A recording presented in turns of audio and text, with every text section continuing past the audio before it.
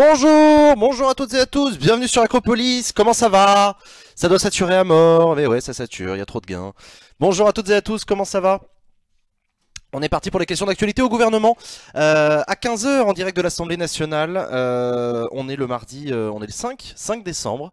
5 décembre, c'est bientôt Noël, dans 20 jours. Putain, 20 jours seulement. Merde, faut que je fasse les cadeaux. Ah putain. Comment vous allez? Comment vous allez? Salut Sissa, salut Fanny, salut Titan Club, salut Laina, salut Harris, salut Gultix, salut Leader, salut Jojo, salut Sylvain en régie. Comment ça va? Salut Ananas. Et bonjour. Et bonjour Sylvain. Donc ça commence à 15 h, on va préparer ça d'ici à 15 h tranquillou. Et voilà, voilà, il faut qu'on fasse le point un petit peu sur l'actualité. Salut tout le monde, c'est Squeezie. Non, c'est yo tout le monde, c'est Squeezie. On va faire le point sur l'actualité, on va voir un petit peu ensemble quelles vont être les questions qui vont être posées cet après-midi à l'Assemblée nationale. Il y a 2-3 actus intéressantes, mais vous savez comme moi que nos députés sont capables de nous surprendre, y compris dans les sujets qu'ils choisissent, tant mieux pour nous. Voilà. Je suis en train de cramer mes pattes. Putain mais fais gaffe, crame pas tes pattes. C'est dégueulasse les pattes cramées. Genre faut pas se battre avec les insoumis sur Twitter ou t'es foutu. Non mais je sais, mais voilà, ça y est, c'est mes énervements. Moi je suis un mec chill hein, d'habitude, mais il y a 2-3 sujets comme ça, genre la liberté de la presse et les droits de l'enfant, c'est un peu les deux trucs. Quand on y touche, ça a tendance à m'énerver très très fort. Et là je me suis énervé contre les insoumis sur Twitter, il faut pas que je fasse ça parce qu'en plus juste c'est pas à la hauteur du débat en fait. Mais bon, peu importe. J'entre les insoumis sur Twitter, ça tourne mal. Explication. Ouais, c'est un peu ça. C'est un peu ça. Ah. Ça va, tout se passe bien. Non, non, non, non, j'ai des câbles par terre, c'est chiant. Attends. Jean Voilà. est parfois maniaque. J'aime pas quand il y a des câbles par terre sous les roues de ma chaise. Mais arrête de te promener. Mais non, je peux pas, moi je prends de la place, moi je peux pas exprimer mon art si tu me brides. Mhm. Mhm. J'ai adoré l'émission à Blois, vous êtes des ouf. Merci beaucoup Jojo, ça fait super plaisir. J'espère vraiment que ça vous a plu si vous l'avez vu. Si vous l'avez pas encore vu, ça arrivera bientôt en replay. Mais comme vous le savez, vous pouvez voir les vidéos en replay sur Twitch avant même qu'on les mette sur YouTube parce qu'elles sont automatiquement en replay. Hier donc on était à Blois avec Sylvain, on s'est levé à 4 h 45 du matin. Pour aller à Blois et vous proposer une émission en direct de l'événement de restitution de démocratie permanente, là vous savez le truc, la réflexion sur la démocratie en région Centre-Val de Loire. Et on a fait une émission de 3 heures, on a eu pas mal de monde sur le plateau qui ont tourné, des gens qui ont dit beaucoup de choses. C'était assez intéressant, j'espère que le format vous a plu. Voilà, nous on s'est levé hyper tôt, on a bossé comme des chiens et on est très très content d'avoir fait cette émission, ça a eu l'air de vous plaire donc on était content. Et vraiment le sujet abordé était chouette. Après je sais pas si on l'a bien abordé mais bon on a essayé de faire ce qu'on a pu. Mais voilà. Tu penses pas qu'il y aurait des questions par rapport à la Nouvelle-Calédonie, voyage du Premier ministre, etc. Si c'est possible. De toute façon la démocratie c'est nul, vive les dictatures éclairées par les intelligences artificielles. Voilà, c'est exactement pour ça qu'on a fait cette émission. Voilà, les insoumis se vexent vite. Oui non mais ça c'est oui, c'est pour ça qu'on les aime bien les insoumis. Un CDG comme en Belgique, à quoi ça serait mal? Est-ce que ce serait une sorte de décodex institutionnalisé? Pouce bleu pour le live YouTube pour mieux référencer Acropolis. On s'est levé à 4 h 45 pour aller à Blois, vie de merde. C'est un peu ça. Oui, pensez à mettre un bout de bleu. Pensez à mettre un pouce bleu sur YouTube, s'il vous plaît. Bienvenue à celles et à ceux qui nous regardent sur YouTube. Vous êtes les bienvenus. N'oubliez pas que je ne lis pas les messages du chat YouTube, mais ceux du chat Twitch. Donc venez sur Twitch si vous voulez que je lise vos messages. Et par contre, mettez un pouce bleu. Ça aide à référencer le live. Voilà, un CDG comme en Belgique. Non mais je vais pas en parler là, Gultix, c'est pas du tout le sujet de l'émission. On pourra en parler pendant des heures hein, de la déontologie journalistique, etc. Et de Jean-Luc Mélenchon et de son rapport aux médias, mais là c'est pas trop l'objet. Vive la démocratie. Vive la modocratie ou la démocratie. À quand les abos sur la chaîne Twitch? J'ai un Twitch Prime à dépenser. Oui, non, alors, attends, garde-le ton Twitch Prime. Pour que vous puissiez vous abonner sur Twitch, il faut que Acropolis soit partenaire de Twitch. C'est juste un truc à remplir, etc. Le seul truc, c'est qu'il y a des conditions à respecter pour être partenaire de Twitch. Et l'une des conditions à respecter, c'est qu'on n'aurait plus le droit de faire des lives sur YouTube. Voilà, c'est ça la condition. On appelle ça l'exclusivité. Ni sur YouTube, ni ailleurs d'ailleurs. Ni sur YouTube ni ailleurs. Voilà, un live ne pourrait plus être en simultané sur Twitch et sur une autre plateforme. On serait exclusivement sur Twitch. Ce qui est parfaitement compréhensible quand on est un gamer, par exemple. Il y a nulle part ailleurs où faire un live quand t'es gamer, à part YouTube Gaming, ah lol, ou Hitbox. Mais enfin bref, c'est juste personne ne fait ça en simultané. Donc c'est une condition. Tous les gamers en fait s'en foutent de cette condition. Ils ont bien raison. Nous par contre, ça nous pose un problème parce que ça veut dire qu'on ne pourrait plus faire de partenariat. Et être rémunéré quand on fait des émissions comme celle qu'on a faite à Blois. Donc vous voyez, C'est la raison pour laquelle pour l'instant nous ne sommes pas partenaires, mais je ne décourage pas que ça change un jour. J'attends le référendum pour savoir si les gens de gauche ont vraiment des cheveux gras. Ouais, je te le confirme, ouais. Ouais. Mhm. Pour la chaîne de Jean Massier, tu traînes pour la chaîne de Jean Massier. Alors par contre sur ma chaîne perso, ou sur celle de Sylvain, oui par contre vous pouvez vous abonner en payant. On peut déjà sur la tienne Sylvain, je sais plus. Oui, absolument. T'es affiliate toi, ouais. Et je cumule un sub. T'as un sub? Et c'est un truc de fou. Félicitations, 2 € par mois. Bravo. Bravo. Garde-le pour ta chaîne perso. Non, mais enfin, je suis très content sur ma chaîne perso. Mais ma chaîne perso, c'est perso. Là, le but, c'est Acropolis. Et donc, merci. En tout cas, merci à vous qui voulez soutenir Acropolis. On vous remerciera jamais suffisamment pour ça. Merci de votre soutien à Acropolis. Ce que vous pouvez faire, par contre, en attendant, c'est nous faire un don sur Tipeee, un don régulier. Vous savez, c'est exactement comme un abo Twitch, c'est-à-dire que on reçoit de l'argent tous les mois de vous. Et donc, du coup, vous avez qu'à faire un don régulier de 5 €, qui est l'équivalent de l'abonnement Twitch. Et en plus, il y a moins de frais. Et en plus, il y a moins de frais. Oui, c'est vrai, il y a moins de frais. Donc c'est plus intéressant pour nous. Donc voilà. C'est un peu la solution bâtarde qu'on peut vous proposer. En attendant. Les messieurs de Twitch, c'est le moment d'évoluer. Mais ouais. Mais j'espère que je pourrai rencontrer les messieurs de Twitch quand j'irai Aux États-Unis. à Los Angeles, aux États-Unis. Pas le moyen de faire en loose day le partenaire Twitch. Vaut mieux éviter de jouer avec le feu, Raven.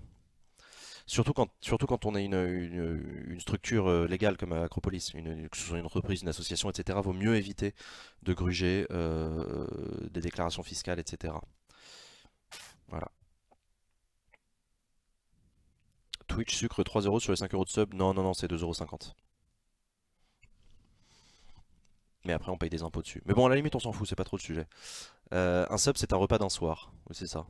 À quelle heure commence les QAG? Salut Shin Sarah, ça commence à 15 h, donc dans 23 minutes, ne bouge pas. Là on est en train d'introduire l'émission tranquillement, on discute et on va pas tarder à faire le point ensemble sur l'actualité. Salut Koro. 5 € c'est l'équivalent à une baisse d'APL, voilà, exactement. Est-ce que ce serait possible de remplacer le gouvernement, ou au moins une grande partie, par un bot où les citoyens prennent des décisions? Ce serait une possibilité de démocratie 2.0. Salut Julium. Intéressant comme proposition. Comme proposition. Ça s'appellerait de la démocratie directe en fait. Mais il n'y a pas que le gouvernement dans la démocratie. Il y a aussi les corps intermédiaires, il y a aussi le Parlement, il y a aussi les magistrats. Pourquoi on ne remplacerait pas les juges par des robots?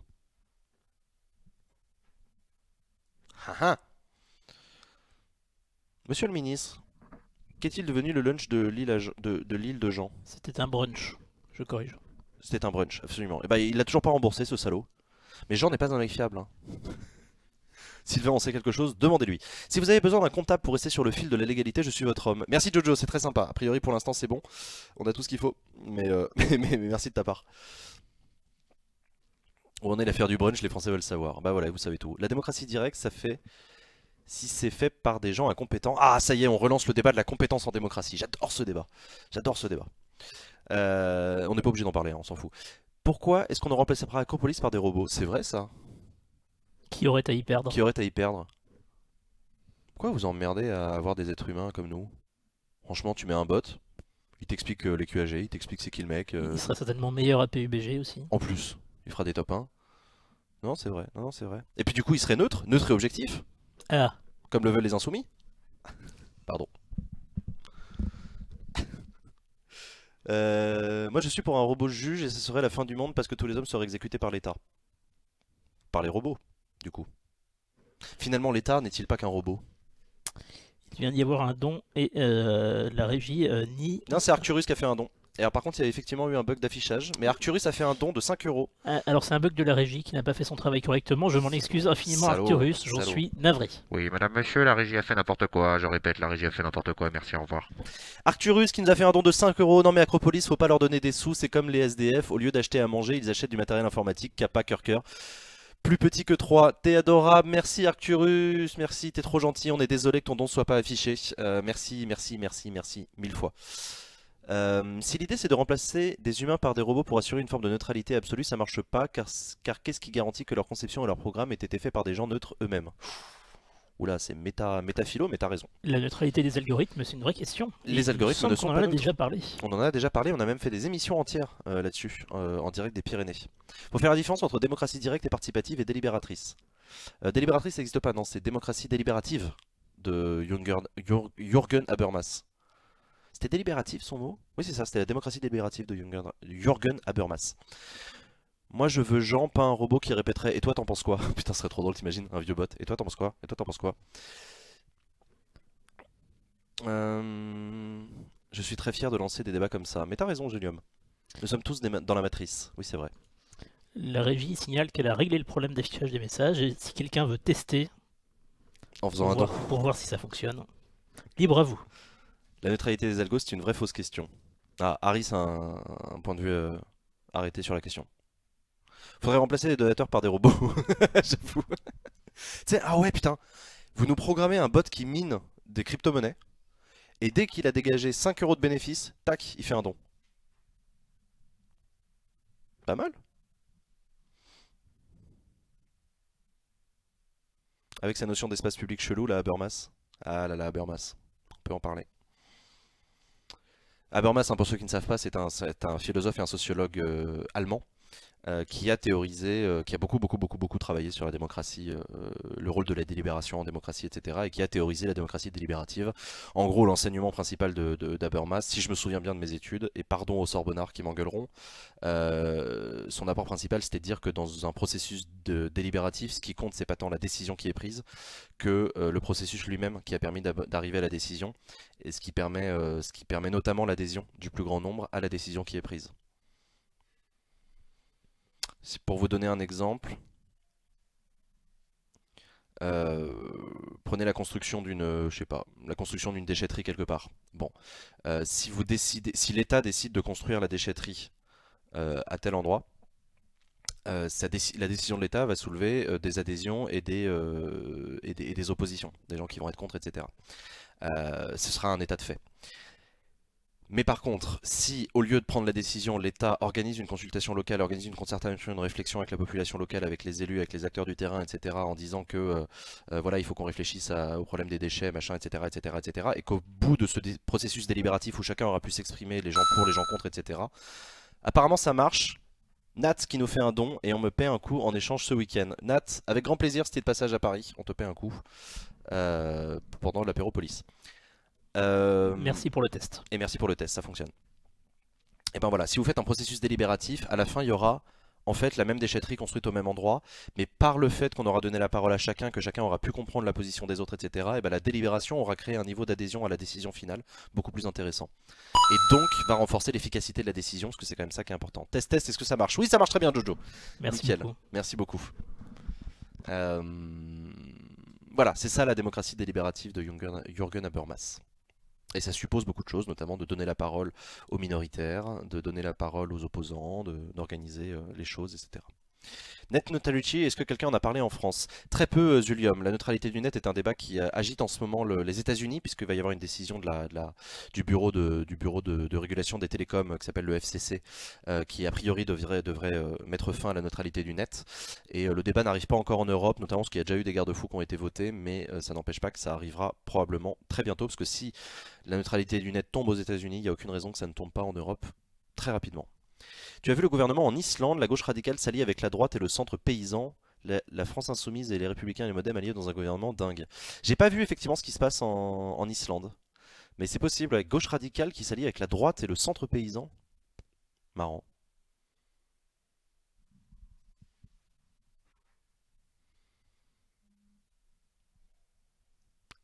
Adobe After Effects ne répond plus, on en parle de ça au gouvernement. Mais non, on n'en parle pas. Allez, je lance les pronos des questions. Béatrice Descamps, UDI Constructive, va demander à Blanquer si je compte faire pour les CM1, sachant de vous lire. À mes souhaits, merci. Johnny Lever en parle super bien de la net neutralité, je trouve. Après, ça n'empêche pas qu'il y ait une question qui soit posée au gouvernement sur la neutralité du net. Ça reste un sujet. Allez, un quart d'heure avant les QAG, Serge Ami, je vous propose qu'on fasse un petit tour de l'actualité. Qu'est-ce qui s'est passé récemment dans l'actualité et qui serait digne d'être soulevé à l'Assemblée nationale par nos représentants en direction du gouvernement. La victoire des nationalistes en Corse. Ça peut être un sujet à soulever. Qu'est-ce qu'on peut avoir d'autre? La mort de Jean d'Ormesson, non. Je vois pas très bien pourquoi. Ou alors peut-être aussi une question au ministre de la Culture pour dire qu'il était formidable. Enfin franchement, c'est pas très très... Voilà. Euh, Qu'est-ce qu'il y a d'autre dans l'actualité? Je viens de finir mes pages, Jean. Eh bah très bien. Qu'est-ce qui s'est passé d'autre que j'ai vu? Putain, j'en parlais tout à l'heure. Le Premier ministre en Nouvelle-Calédonie, effectivement. Le tirage au sort de la Coupe du Monde, négatif. Ça, pas très intéressant. Il y a Blanquer qui a annoncé une dictée Oui, je pensais à ça. quotidienne. Jean-Michel Blanquer, Michel Blanquer, Jean-Michel. Jean-Michel Blanquer, ministre de l'Éducation nationale qui annonce le retour de la dictée, une dictée par jour pour les petits enfants, ce qui ne manquera pas de soulever des réactions dans l'hémicycle. Donc est-ce qu'on va en parler aujourd'hui? Peut-être. Je ne comprends pas très bien la proposition de Blanquer de faire une dictée par jour, tout de suite à l'étude qui a révélé que les enfants français avaient une mauvaise niveau de lecture. Quel est le rapport entre dictée et lecture? Bah écoute, ce serait bien effectivement d'avoir une information de la part du ministre qui nous explique un peu sa décision. C'est à ça que ça sert les QAG. Jean d'Ormesson sur l'écriture inclusive peut-être. Ouais non, on a déjà eu une question sur l'écriture inclusive la semaine dernière. Le repas végétarien dans les cantines. Oui, on a appris que Nicolas Hulot était favorable à un repas végétarien par semaine dans les cantines scolaires. Peut-être que c'est un sujet qui va être soulevé. La liste noire de l'Union Européenne des paradis fiscaux. Pourquoi Fanny? Il y a une actualité particulière sur ce dossier-là? Peut-être, hein, mais... Ça doit être dévoilé aujourd'hui la liste des paradis fiscaux, sachant que déjà dans la liste, il n'y aura pas de pays de l'Union Européenne, évidemment. Ah bah évidemment. Donc les îles anglo-normandes, on oublie, Monaco, Voilà. tout ça. Ouais, non, c'est bien, c'est bien. Les Pays-Bas, l'Irlande. Oui, formidable.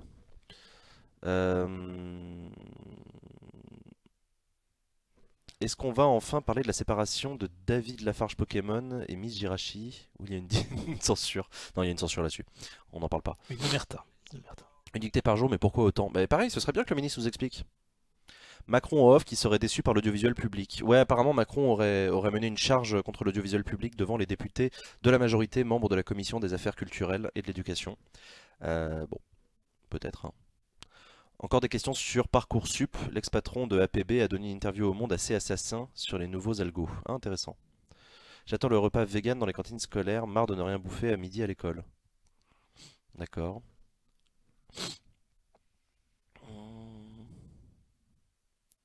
Les violences envers les pompiers lors d'interventions. Oui, Leïna, t'as raison. Ça aussi, c'est un chiffre. Pourquoi on en a parlé récemment? Mais effectivement, il y a peut-être un rapport annuel qui a été rendu sur la question, mais effectivement, lors de leurs interventions, les pompiers, les forces de secours du manière générale et d'intervention sont de plus en plus victimes de violences, que ce soit des incivilités, des insultes, etc. Ou pire, des jets de pierre, des agressions, des guet-apens parfois, c'est horrible. Ça pourrait être un sujet, ouais. Sinon, peut-être une question sur la nouvelle émission de Valentine à propos de l'Assemblée nationale, j'espère. J'espère que ça vous a plu l'émission de dimanche de Valentine. De vendredi, pardon. J'avais entendu que Macron voulait interdire encore plus le porno au moins de 18 ans, c'est vrai, c'est pour un ami. J'ai pas entendu ça, moi. Sur la régulation du porno. Comment tu peux interdire encore plus d'ailleurs? Comment tu peux encore plus interdire que ce que déjà interdit?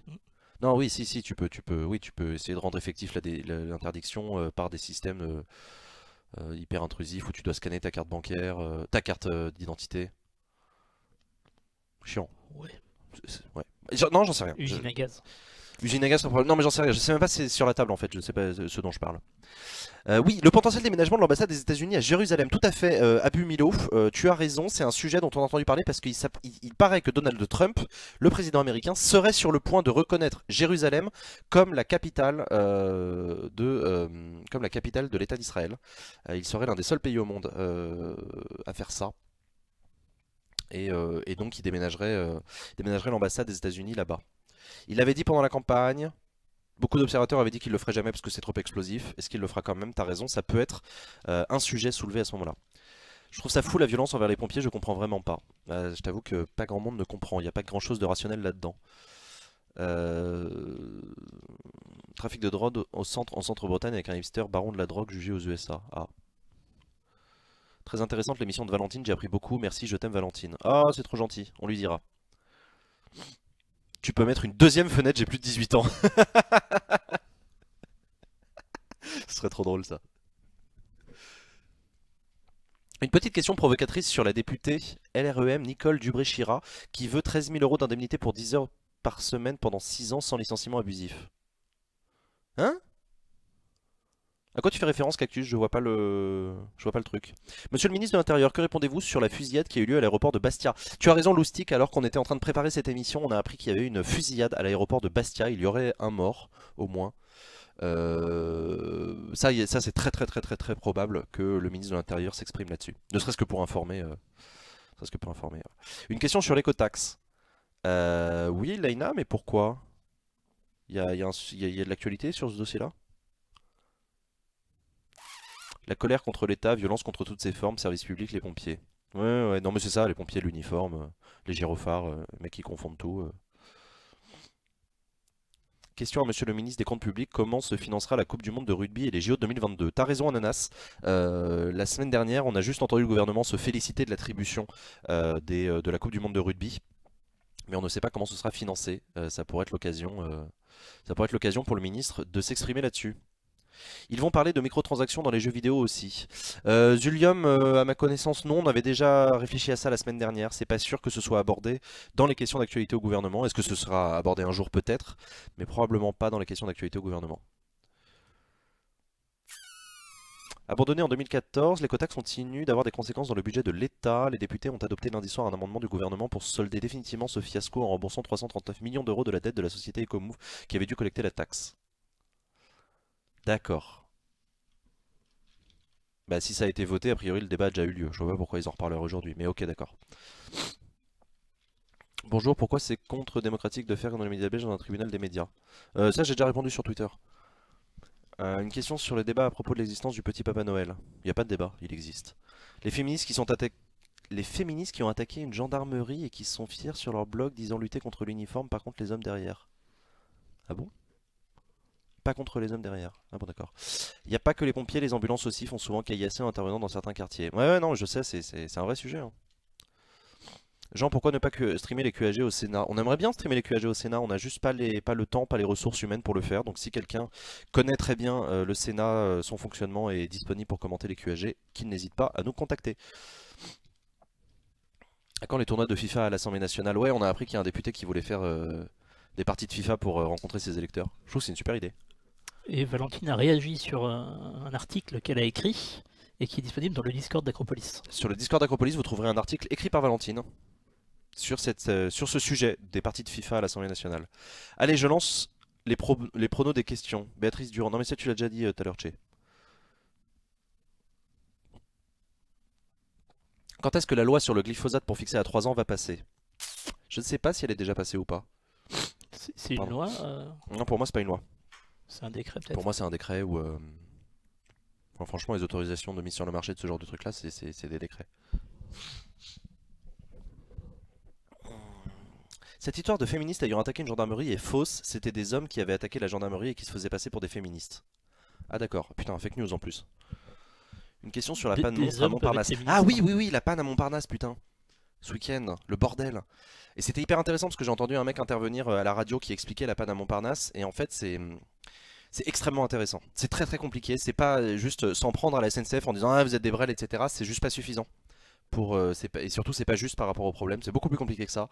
Que la gestion logistique des trains, c'est. On pourra en parler avec, avec Romain d'ailleurs, qui est passionné de train.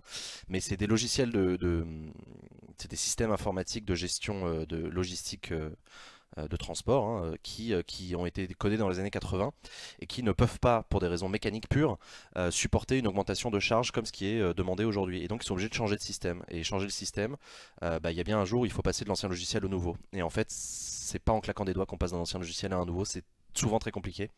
Et on n'est jamais à l'abri de ce genre de bug là. Et c'est exactement ce qui s'est passé apparemment ce week-end. C'est au moment du passage au nouveau logiciel que ça a planté. Voilà.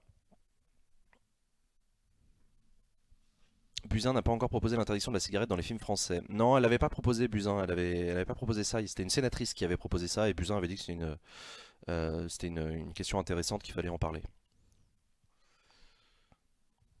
Apparemment, des ONG veulent attaquer en justice l'Allemagne et l'Union Européenne sur l'acceptation du glyphosate. D'accord. La SNCF, syndrome du service public qu'on prive de moyens et qu'on laisse péricliter pour justifier une privatisation ouverture à la concurrence. Ouais, bah justement, ce que j'explique, c'est que c'est indépendamment de ça, que tu sois une société privée, publique, avec du pognon ou pas de pognon. Il y a un moment, quand tu dois changer de logiciel, surtout sur les logiciels de logistique, et c'est compliqué. La remise en fonctionnement de la centrale nucléaire de Tricastin après plusieurs travaux de renforcement. Ça peut être une question au gouvernement, ça c'est vrai. Je suis désolé, je renifle, mais j'ai le nez qui coule, il fait froid. Et bah dis donc, ça fait pas mal de sujets. Ça fait pas mal de sujets. S'il y a encore des questions que vous voudriez poser, n'hésitez pas. Le problème de la SNCF, c'est que pendant des décennies, on a cru que leur travail c'était de faire rouler des trains, alors que cela consiste en fait à s'assurer que les trains puissent rouler dans des conditions actuelles. D'où le gros retard de modernisation. Ouais, t'as sans doute raison. Après, il y a SNCF et SNCF Réseau, hein, c'est quand même deux boîtes différentes. Et là, en l'occurrence, SNCF Réseau qui est en cause. Mais voilà. Salut Yggdra. Et puis en termes d'organisation, ils ont scindé la SNCF en deux, ils l'ont refusionné Pour par la la suite. refusionner, ouais. C'était Non, ça a été le bordel, mais... ça passait plus de temps à s'organiser qu'à moderniser le réseau peut-être. Mm. En tout cas, moi j'ai pris le train hier, c'était sympa. T'as pas pris la voiture, Sylvain? Non, j'ai pas pris la voiture, non, parce que j'ai une âme écologiste, Oui, c'est ça, ouais. évidemment. Mm. Et voilà. Voilà, la voiture de Sylvain a rendu l'âme, sachez-le. Enfin, elle a rendu l'âme. Il y a un joint qui a pété au moins. Au moins. On espère que c'est pas pire. Il a commencé à vomir de l'huile.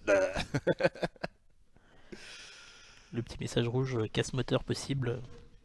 Il n'y a pas que des Parisiens pour gueuler sur la SNCF. Quand on vit à la campagne, on voit tous les jours de caractère essentiel de leur boulot. Il n'y a bien que des Parisiens pour gueuler sur la SNCF. Ah là là. N'y a-t-il que les Parisiens qui gueulent? SNCF, on dit pas Inouï maintenant. Non, tu confonds avec TGV. Oh Ah, excusez-moi. Les pique. plus plates excuses. Allez, encore quelques minutes avant d'aller à l'Assemblée nationale. La rediff du Bouge ta démocratie sera dispo soon sur YouTube. Oui, Scoro, t'inquiète pas, ça arrive soon. Le montage est en cours. Le montage est en cours, mais d'ici là, tu peux regarder d'ores et déjà le replay intégral sur Twitch, c'est dans les vidéos. Bonjour Acropolis, salut le chat, ça faisait longtemps que j'avais pas passé sur un live, ça m'a manqué. Salut Hermès, comment tu vas? La solution à la SNCF, c'est pas de changer toutes les rames et leur donner un budget illimité en empruntant des milliards sans rembourser. C'est pourtant pas compliqué. Ça y est, ça troll. Vous avez kiffé Blois? Nous on était contents de l'émission, ouais.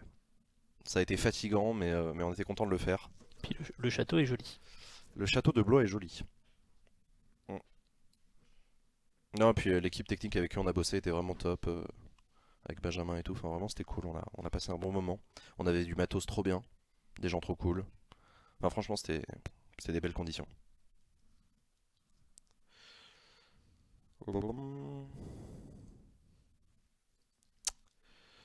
Voilà. Bon, pensez à mettre un pouce bleu en tout cas sur YouTube. Bienvenue à celles et à ceux qui nous rejoignent. N'hésitez pas à tweeter ce live évidemment.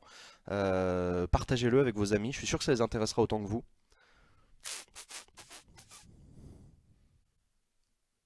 La prise de vue multicaméra était top. Ouais, on était trop contents, c'était trop bien. Mais c'est avec eux qu'on avait déjà bossé sur le salon de l'éducation. Donc là, on a encore progressé, c'était bien. Est-ce que le gouvernement pense des revendications des nationalistes corses? Bah, ce sera peut-être le moment effectivement d'avoir une question au gouvernement sur ces élections en Corse. Il y avait déjà une question là-dessus il y a quelques semaines. C'est bien Blackmagic en webcam? C'est beaucoup trop. Blackmagic, c'est pas fait pour être des webcams. Donc la réponse est oui, évidemment, c'est bien, mais c'est du matériel qui n'est pas fait pour être une webcam. C'est comme une raid pour faire du vlog. C'est comme une raid pour faire du vlog, c'est exactement ça. Coucou Hardisk, hein, si tu nous regardes. Non, prends les, si tu veux une webcam, tu prends les Logitech, la C920, etc. Ça marche très très bien. Acropolis a fonctionné pendant 1 an et demi avec des Logitech, ça marchait très bien. D'ailleurs, cette caméra est une Logitech. D'ailleurs, la caméra qui filme Sylvain est une Logitech C920, et vous voyez, elle est dégueulasse. Non, ça c'est la régie, c'est ça le problème. Sur la possibilité d'interdiction de la Russie au JO 2018.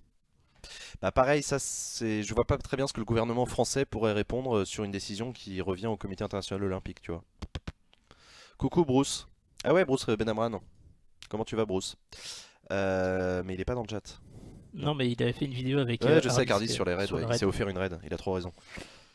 Nous avons une image de l'Assemblée. On a une image de l'Assemblée? Absolument. Bon, chers amis, on se met un générique dans les oreilles et on se retrouve tout de suite en direct de l'hémicycle de l'Assemblée nationale pour les questions d'actualité au gouvernement. A tout de suite.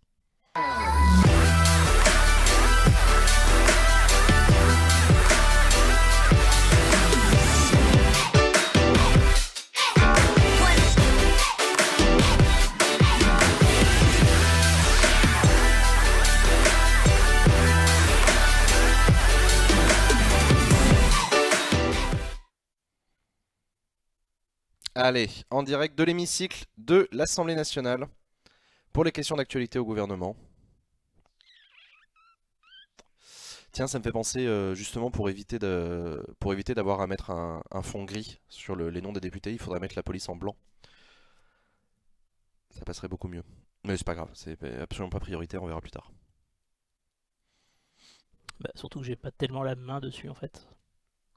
Non, alors moi par le passé je le faisais en modifiant le code de la page HTML, mais c'est chiant en fait. Mais t'as raison, il faut que quelqu'un fasse la mise à jour. Il faudrait qu'on mette à jour l'overlay globalement. Faudrait qu'on remette à jour l'overlay d'Acropolis, c'est fou le nombre de fois qu'on a prononcé cette phrase ces dernières semaines. S'il y a des gens qui ont des propositions à nous faire, on est preneurs. Hein. On les refusera certainement, mais... Sur l'éventuel boycott des JO 2018 par la France pour cause de petits problèmes nucléaires en Corée.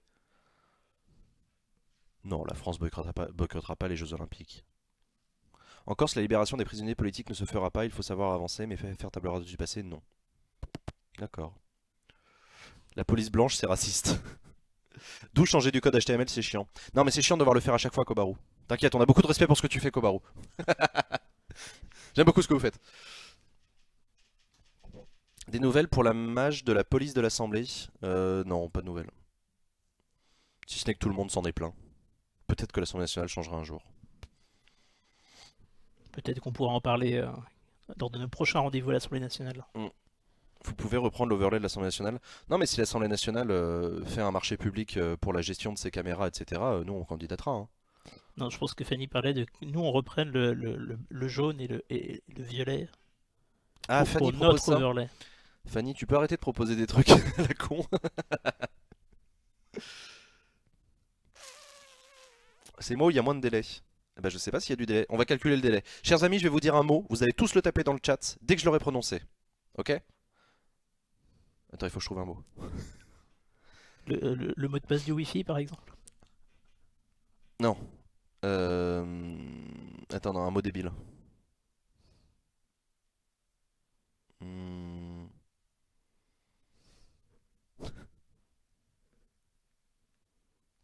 Merde, je trouve pas.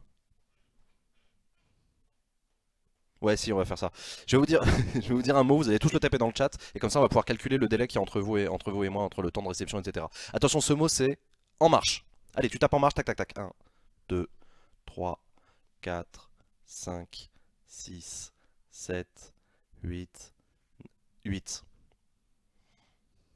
8. La première c'est Laina qui a gagné.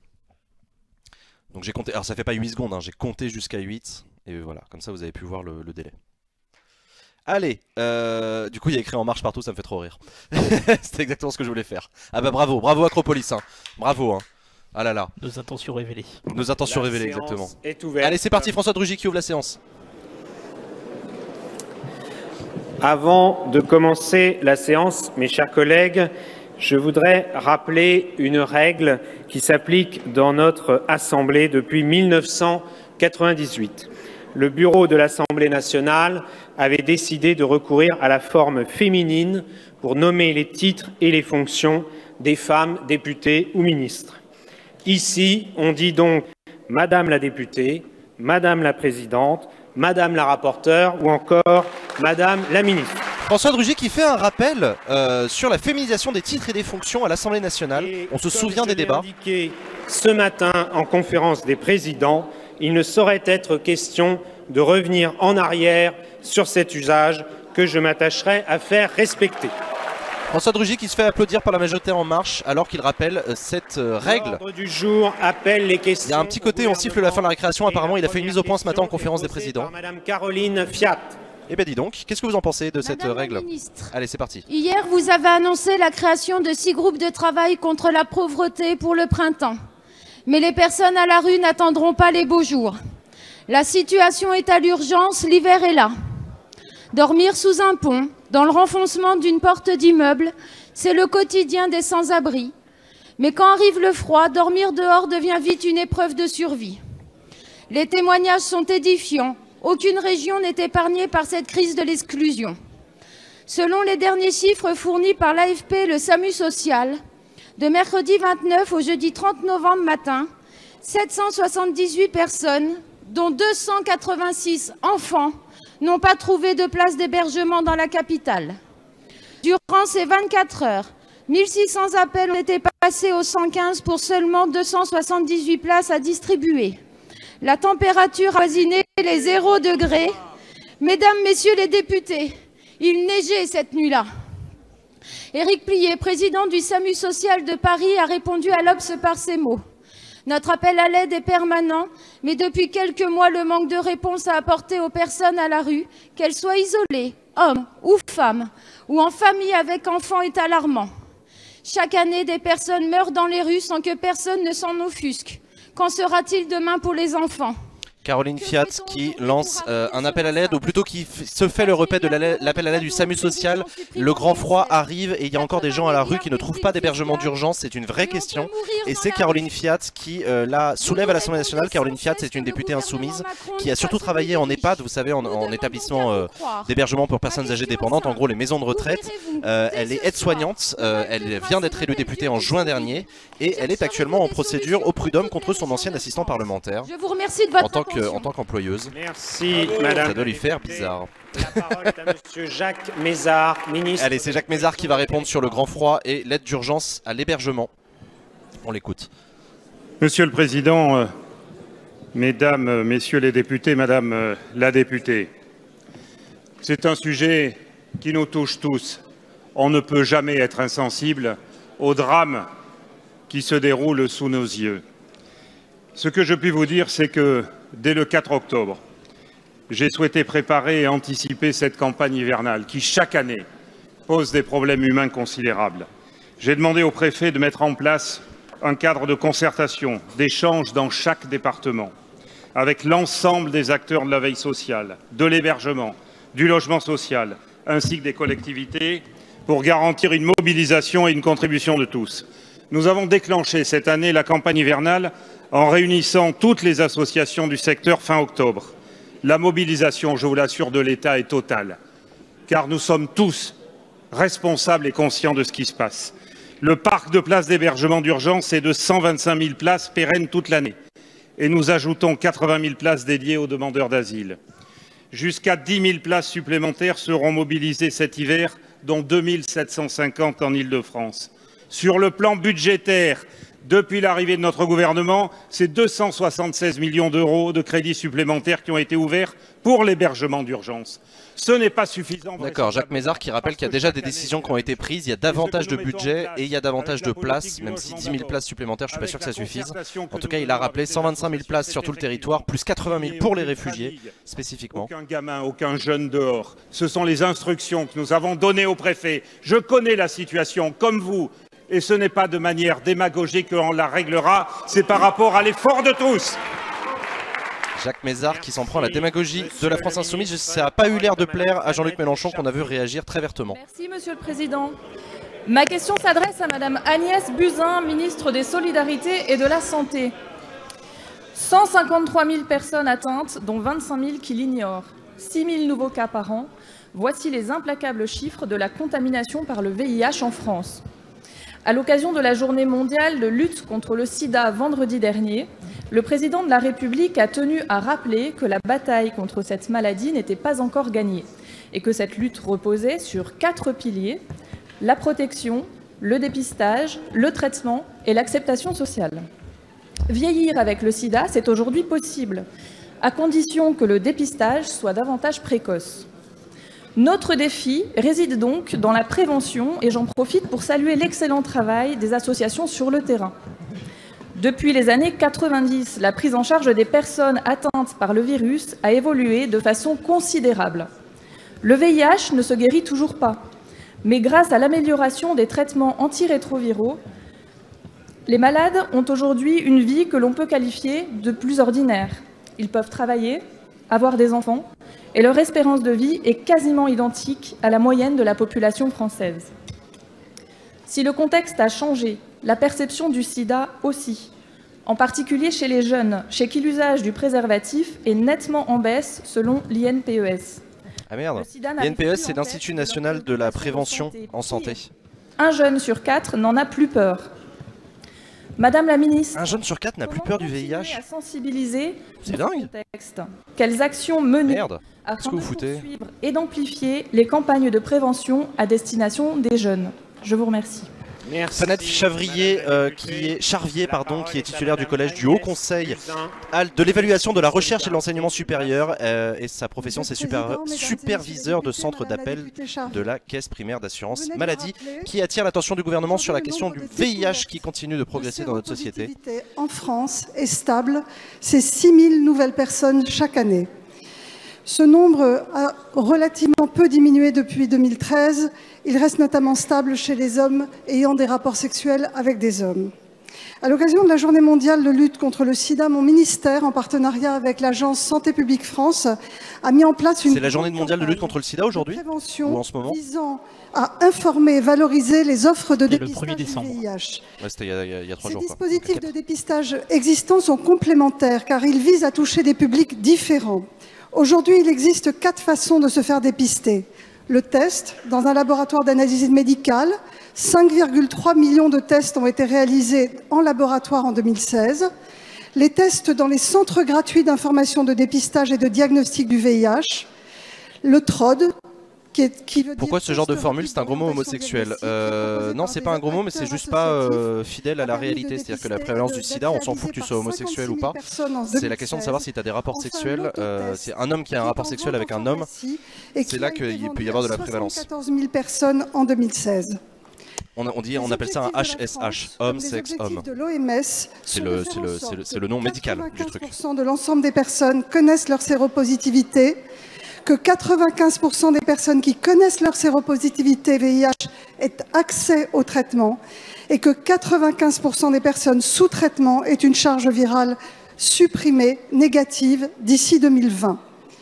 Nous souhaitons, par nos actions très engagées, Madame la députée, Buzyn qui rappelle qu'il y a encore beaucoup de personnes infectées par le VIH qui ne sont pas au courant et qui, quand ils sont au courant, ne sont pas forcément bien pris en charge. Donc elle a remis les objectifs clairement pour 2020. Améliorer les traitements comme prévention, notamment le traitement pré-exposition qu'on appelle la PrEP ou le traitement post-exposition. La parole est maintenant à Monsieur Bruno Millienne. Bon, hébergement d'urgence VIH, oui, et maintenant merci, Bruno Millienne qui va parler de quoi? S'adresse à Monsieur le ministre de l'Éducation nationale. Monsieur le ministre, nous savions déjà que les jeunes Français trouvaient de grandes difficultés en mathématiques. Voici que ce matin, nous avons la confirmation de que leur niveau en lecture est également préoccupant. Les résultats de la nouvelle étude Pearls, qui mesure depuis 2001 dans 61 pays les performances en lecture des élèves, en CM1 pour ce qui concerne la France, sont alarmants. Pendant que la Russie, Singapour, Hong Kong, l'Irlande et la Finlande sont les pays les plus performants, la France, elle, poursuit sa dégringolade pour finir en fin de classement. Oh, elle a lu les stats. Elle est ministre de la Santé, t'inquiète qu'elle en a des stats sur le VIH. C'est le seul pays qui a régressé. Si un tel classement international ne fait pas tout, bien sûr, il nous revient néanmoins d'en tirer les conséquences. Les ministres se succèdent rue de Grenelle et chaque fois reviennent les mêmes idées. Retour aux fondamentaux, réinvestir l'école primaire, changeons les programmes. Nous vous avons gré d'ailleurs, Monsieur le ministre, de tenter depuis votre prise de fonction de remettre les choses dans l'ordre et de placer au-dessus des considérations partisanes la question de la transmission des savoirs fondamentaux. Le dédoublement des classes de CP et CE1 en zone prioritaire que porte cette majorité est un élément de réponse mais ne peut suffire. C'est d'abord la langue comme moyen d'expression, comme moyen d'acquisition de connaissances, comme clé d'appropriation d'une culture que nous devons défendre. Or, la France se caractérise par de fortes inégalités scolaires et des carences lexicales très importantes chez les élèves les plus faibles. Elles sont d'ailleurs... Bruno Millienne, le député MoDem, donc, qui pose la question du niveau de lecture des Français. Il y a une enquête internationale qui vient de montrer qu'apparemment les petits Français reculent dans les classements. On le lit pas bien, c'est probablement pour ça que le ministre a annoncé une dictée quotidienne. Bruno Millienne, c'est un ancien journaliste sportif qui travaille chez M6 aujourd'hui. Il est président du MoDem des Yvelines et il est élu des Yvelines. Nécessaires pour que nos élèves puissent posséder les armes que sont l'écriture et la lecture. Jean d'Ormesson disait « C'est le langage qui crée l'homme ». Le parfait hommage serait que dans 92 ans, nous pleurions des centaines de nouvelles et de nouveaux Jean d'Ormesson. Je vous remercie. Député. Bruno Millienne qui conclut sa question en citant Jean d'Ormesson, l'académicien qui est mort, comme vous le savez, il y a quelques heures. Monsieur le Président, Mesdames et Messieurs les députés, Monsieur le député Bruno Millienne, merci pour votre question. Merci aussi d'avoir cité Jean d'Ormesson. Je pense qu'il faut lui rendre hommage. Voilà, Jean-Michel Blanquer qui enchaîne en rendant lui aussi un hommage à Jean d'Ormesson. Ça tombe bien, puisqu'il va parler de lecture, si je puis dire. Voilà, des applaudissements de la part des députés en hommage à Jean d'Ormesson, figure sacrée de la littérature française, disparu cette nuit. C'était un amoureux de la langue française, et comme vous l'avez très bien dit, la langue française est à la base de ce que nous devons faire. Nous avons en effet constaté ces résultats, malheureusement peu surprenants parce qu'ils corroborent d'autres résultats. Nous sommes à 511 points alors que nous étions à 520 en 2011. C'est donc un problème s'agissant de la lecture, et cette lecture renvoie elle-même à la question de la compréhension des textes par les élèves. La compréhension des textes renvoie à la maîtrise de la langue, à la compréhension du vocabulaire et la structuration des phrases grâce à la grammaire. Ces deux éléments-là se sont affaiblis au cours des dernières années. Ces deux éléments-là renforcent les inégalités parce que la première chose qui compte, c'est le rapport à la langue si on veut lutter contre les inégalités. Or, des enfants qui arrivent à l'école maternelle à 3 ans sont déjà dans une situation d'inégalité vis-à-vis du langage du fait de leurs circonstances familiales. C'est pourquoi les premières années de l'école primaire sont essentielles. C'est pourquoi c'est là que nous portons l'accent en ce moment même, avec d'abord une vision pour l'école maternelle qui s'exprimera par une grande rencontre en mars prochain qui permettra des évolutions de l'école maternelle ensuite, et par les mesures de CP-CE1 que vous avez rappelées, mais qui elles-mêmes sont la pointe avancée d'une politique plus générale. Je crois que j'aurai d'autres questions qui vont me permettre de le développer, mais c'est d'abord une politique de la langue française. Cette politique de la langue française... Jean-Michel Blanquer qui fait directement référence au fait qu'il y a d'autres députés qui vont lui poser des questions. Alors là, c'est clair, il connaît les questions à l'avance. Les pays que vous avez cités comme allant bien sont des écoles où la société fait confiance à l'école. Merci, monsieur le ministre.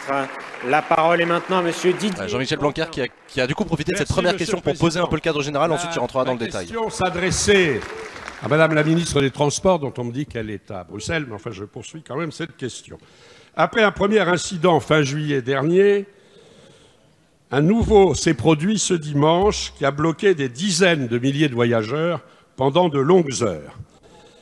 Et après ces incidents, les déclarations d'autosatisfaction de certains responsables de la SNCF, ou soi-disant tels, et le silence assourdissant de certains autres ont fait sourire jaune, beaucoup des clients en rade.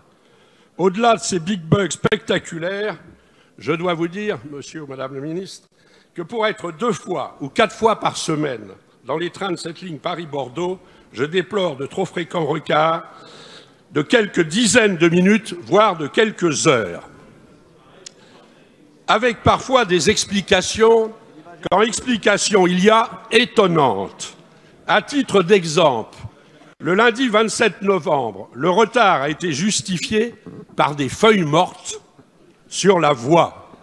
J'imagine qu'il y aura bientôt du givre et de la neige, des giboulées en mars et des œufs à Pâques. Alors, madame la ministre... C'est Quentin, évidemment, qui ironise sur les retards de la SNCF. Vous aurez compris sa question, évidemment, c'est la panne à Montparnasse, à la gare Montparnasse à Paris. Et plus globalement, c'est la question de l'entretien du réseau et de la régularité des trains. Ainsi que pour diminuer les retards lancinants, sans forcément en arriver aux 99,7% d'exactitude du Shinkansen japonais, mais aussi pour mieux informer et surtout pour mieux indemniser les clients victimes de ces dysfonctionnements à répétition, qui nuisent gravement à la réputation de notre société nationale. Et enfin, Madame la ministre, Monsieur le ministre, durant combien de temps l'inacceptable sera-t-il accepté ? Car nous allons bientôt en être à l'inexcusable. Le député, la parole est à Madame Didier Quentin, donc, qui souligne le problème des retards de train. Didier Quentin, qui est un ancien soutien de Bruno Le Maire, mais qui est devenu un soutien de Laurent Wauquiez pour la présidence des Républicains. Président, mesdames et messieurs, c'est un ancien cadre de l'État, un énarque. Vous m'interpellez au-delà de la panne qui est survenue à Montparnasse dimanche sur les retards répétés des trains et la dégradation des conditions de circulation sur de nombreuses lignes. C'est bien connu qu'à votre époque, tous les trains arrivaient à l'heure. Ça me donne l'occasion... À votre époque, ça fait référence à quoi? Au fait qu'il est vachement vieux ou... À Jean-Cyril Spinetta sur le modèle du transport ferroviaire. Alors que le transport ferroviaire joue un rôle central dans les départements, dans l'économie de notre pays et dans l'aménagement du territoire, plusieurs évolutions majeures bouleversent. Mes chers collègues, un peu de calme. Son modèle. Le gouvernement porte une ambition forte. Apparemment, la punchline de Brut Poisson, c'est pas passé. Hein. Elle est jeune, c'est une femme. La mission elle s'en prend un vieux monsieur. Au chantier 1. Et ça plaît pas à l'opposition. Du ferroviaire en 2030. 2. La remise à plat du modèle économique et financier du système ferroviaire. Et 3. La préparation d'une mise en œuvre réussie à l'ouverture à la concurrence. Ces conclusions et propositions doivent être remises au plus tard, au mois de janvier 2018. Ça vient d'ailleurs, ça ne nous a pas échappé qu'en ce moment elles se tiennent les assises de la mobilité qui visent à réformer en profondeur le secteur des transports en France et je sais que vous y contribuez de façon extrêmement constructive. Merci. Merci. Les huées carrément. Ça définitivement, même poisson, elle a complètement étouffé la suite de sa question avec sa première punchline. Alors que les députés En Marche couvrent sous leurs applaudissements les huées des députés Les Républicains. La parole est maintenant à Madame Pascale Boyer. Merci. Merci, Monsieur le Président. Chers collègues, ma question s'adresse au ministère des Transports. Madame la secrétaire d'État, de dimanche après-midi à lundi matin, l'une des plus grandes gares françaises a été totalement paralysée en raison d'un bug informatique. Cette panne a plongé des milliers de voyageurs égarés dans l'impossibilité de rejoindre leur domicile, de récupérer leurs enfants, de rejoindre leurs parents, puis dans l'incertitude quant à la possibilité d'arriver au travail hier matin. Cela fait 2 fois en 4 mois que nous sommes victimes et témoins impuissants et incrédules d'un cafouillage spectaculaire du système d'information de la SNCF. À ces 2 épisodes s'ajoutent les disconvenus du quotidien. À la réservation, on annonce complet un TGV qui s'avère à moitié vide sur le quai. Sur le quai, on découvre sur l'écran un train qui n'existait pas au guichet. Pour les vacances, les réservations du train de nuit Paris-Briançon sont ouvertes pour certaines dates, pas pour d'autres, sans qu'aucune information ne puisse permettre de comprendre la logique de ces aléas. Or, dans une société de confiance, la qualité du service de transport assumé par la puissance publique se mesure avant tout à la fiabilité des trajets proposés. La continuité et la prévisibilité font les grands services publics du pays. Pascale Boyer, ancienne assistante parlementaire, elle a été collaboratrice d'élus de métiers, notamment au Conseil général des Hautes-Alpes. Pascale Boyer, donc, qui à son tour soulève la question des retards de train et plus globalement des infrastructures de transport public. Vous l'aurez compris, c'est plus largement ça la question. Est-ce qu'elle aussi, elle va se faire renvoyer à son grand âge par Brune Poirson en disant à votre époque, Madame Boyer, ils roulaient comment les trains? On verra. Afin qu'une fois pour toutes, la confiance dans le service public puisse être retrouvée. Les vacances de Noël arrivent à grands pas. Gageons qu'aucun des usagers du service public ne passe une nuit de réveillon bloqué dans une gare. Je vous remercie. Merci, Madame la députée. Donc, deuxième question de suite sur le même sujet. Collègues, je vous invite cette fois à écouter la réponse de Madame Brune Poirson, secrétaire d'État auprès du ministre de la Transition écologique. Monsieur le Président, Mesdames et Messieurs les députés, Madame la députée Boyer, je tiens à nouveau à excuser Elisabeth Borne, qui est aujourd'hui à Bruxelles, au Conseil européen des ministres du Transport. L'agacement des usagers à Montparnasse ce week-end est absolument légitime. 4 mois seulement après la panne géante qui est survenue. Pourquoi c'est le cirque aujourd'hui? Qu'est-ce qui leur prend? L'été dernier, nous comprenons leurs agacements, même si ces 2 incidents n'étaient pas de même nature. Elisabeth Borne, la ministre, s'est rendue dimanche sur place et a reçu dès hier matin Monsieur Jeantet, président de SNCF Réseau, afin d'en tirer tous les enseignements. La ministre a salué la mise en place immédiate d'un plan de remplacement qui a permis, 1, de limiter les conséquences pour les voyageurs et 2, d'améliorer les procédures depuis cet été. Mais si vous nous écoutiez un peu plus souvent, j'arriverai à lire plus facilement. Merci. Le rappel à l'ordre des députés Les Républicains directement par Brune Poirson alors qu'elle était en train d'essayer de lire sa réponse. Ce nouvel incident est intolérable parce que les travaux étaient prévus de longue date. C'est pour ça que la ministre a demandé à Monsieur Jeantet de lui présenter d'ici la fin de la semaine une nouvelle organisation et une nouvelle gestion des grands travaux et de l'ingénierie. Je connais le département dont vous venez, Madame Boyer, la députée Boyer, et je sais à quel point les transports ferroviaires sont importants dans toute la France. C'est pour ça que le gouvernement s'attelle à cette question-là et y travaille de façon sérieuse. Ça fait d'ailleurs partie du plan Robin qui a été présenté par la SNCF suite à l'incident de cet été. Et la ministre a demandé à la SNCF d'accélérer le déploiement de ce plan dès le début de 2018. Je crois aussi qu'il est important de souligner et de vous indiquer qu'aujourd'hui, dans la journée, vont s'ouvrir les réservations pour le train de nuit Paris-Briançon pour le week-end de Noël. Soyez assurée donc, Madame la députée, de la vigilance du gouvernement Madame sur ces la ministre, Putain, le bordel aujourd'hui, c'est hyper impressionnant. Bon, on a entendu le gouvernement répondre à 2 questions successives sur la panne à Montparnasse. On a entendu beaucoup de choses qui ont été dites et on enchaîne. Madame Descamps, vous avez la parole. Merci. Ma question s'adresse au ministre de l'Éducation nationale. Monsieur le ministre, je reviendrai moi aussi sur les résultats de l'étude Programme international de recherche en lecture scolaire qui ont été rendus publics ce jour. Ces résultats interrogent et inquiètent les parents, mais aussi les enseignants, dont on ne peut remettre en cause la conscience professionnelle, des enseignants qui souhaitent la réussite de leurs élèves, qui savent évaluer, évoluer, travailler en équipe, mettre en place une pédagogie différenciée, et je sais que vous leur faites confiance. La réponse ne se trouve pas non plus dans les volumes horaires des programmes de l'école élémentaire, qui consacrent plus de temps à l'écriture et à la lecture que les autres pays concernés par l'étude. Les réponses doivent donc se trouver ailleurs. Fort de la connaissance fine que vous avez sur le sujet, vous avez, Monsieur le ministre, voulu dès la rentrée de septembre dédoubler des CP en REP+, dédoublement qui se poursuivra en REP puis au CE1. Une décision reconnue. Alors les REP, c'est les réseaux d'éducation prioritaire. C'est les anciennes ZEP. Hein. L'annonce d'une augmentation de 11 Et effectivement, au début du quinquennat, Emmanuel Macron, il l'avait promis pendant la campagne, ils ont divisé par 2 le nombre d'élèves par classe en CP dans ces zones-là. Pour susciter l'envie de lire chez les enfants, permettront sans nul doute de lutter contre les inégalités.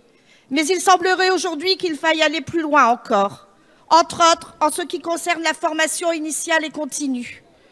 On peut en effet déplorer qu'à ce jour encore, de nombreux enseignants n'ont reçu aucune formation sur la lecture. Envisagez-vous, Monsieur le ministre, d'engager rapidement une réflexion sur la formation des enseignants et quelles sont vos autres pistes de travail? Merci. Béatrice Descamps, ancienne directrice d'école, qui a été également adjointe au maire de Tivancel et conseillère départementale du Nord. Monsieur le Président, Mesdames et Messieurs les députés, qui à son tour pour le groupe UDI Agir pose la question au gouvernement sur les résultats de la France au classement international sur la lecture des enfants. Jean-Michel Blanquer qui lui en général réussit bien à calmer les députés républicains qu'il aime bien.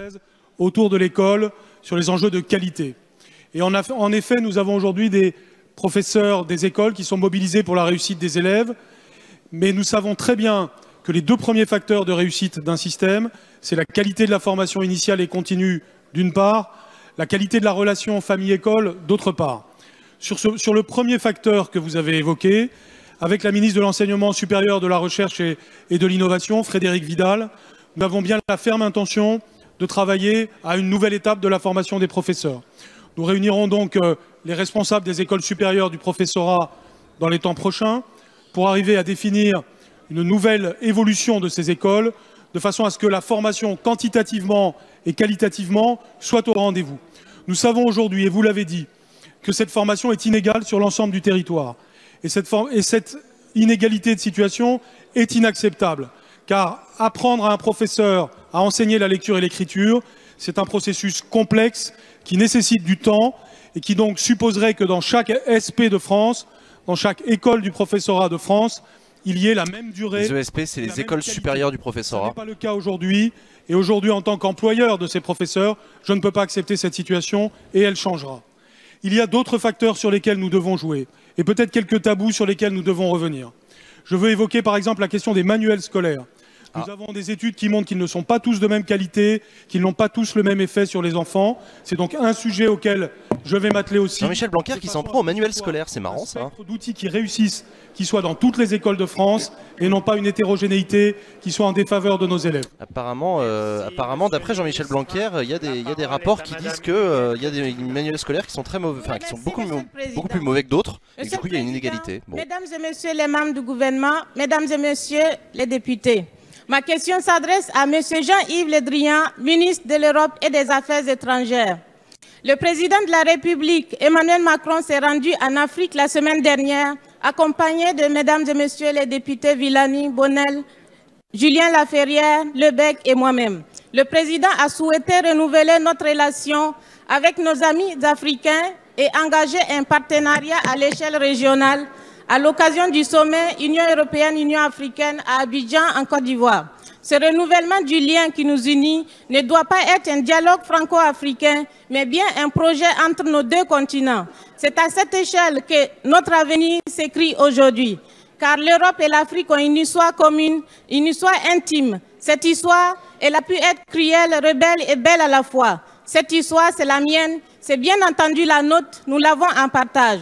Ces liens sont la force et le socle de notre avenir commun qui constitue la base d'un partenariat égal à égal entre l'Europe et l'Afrique.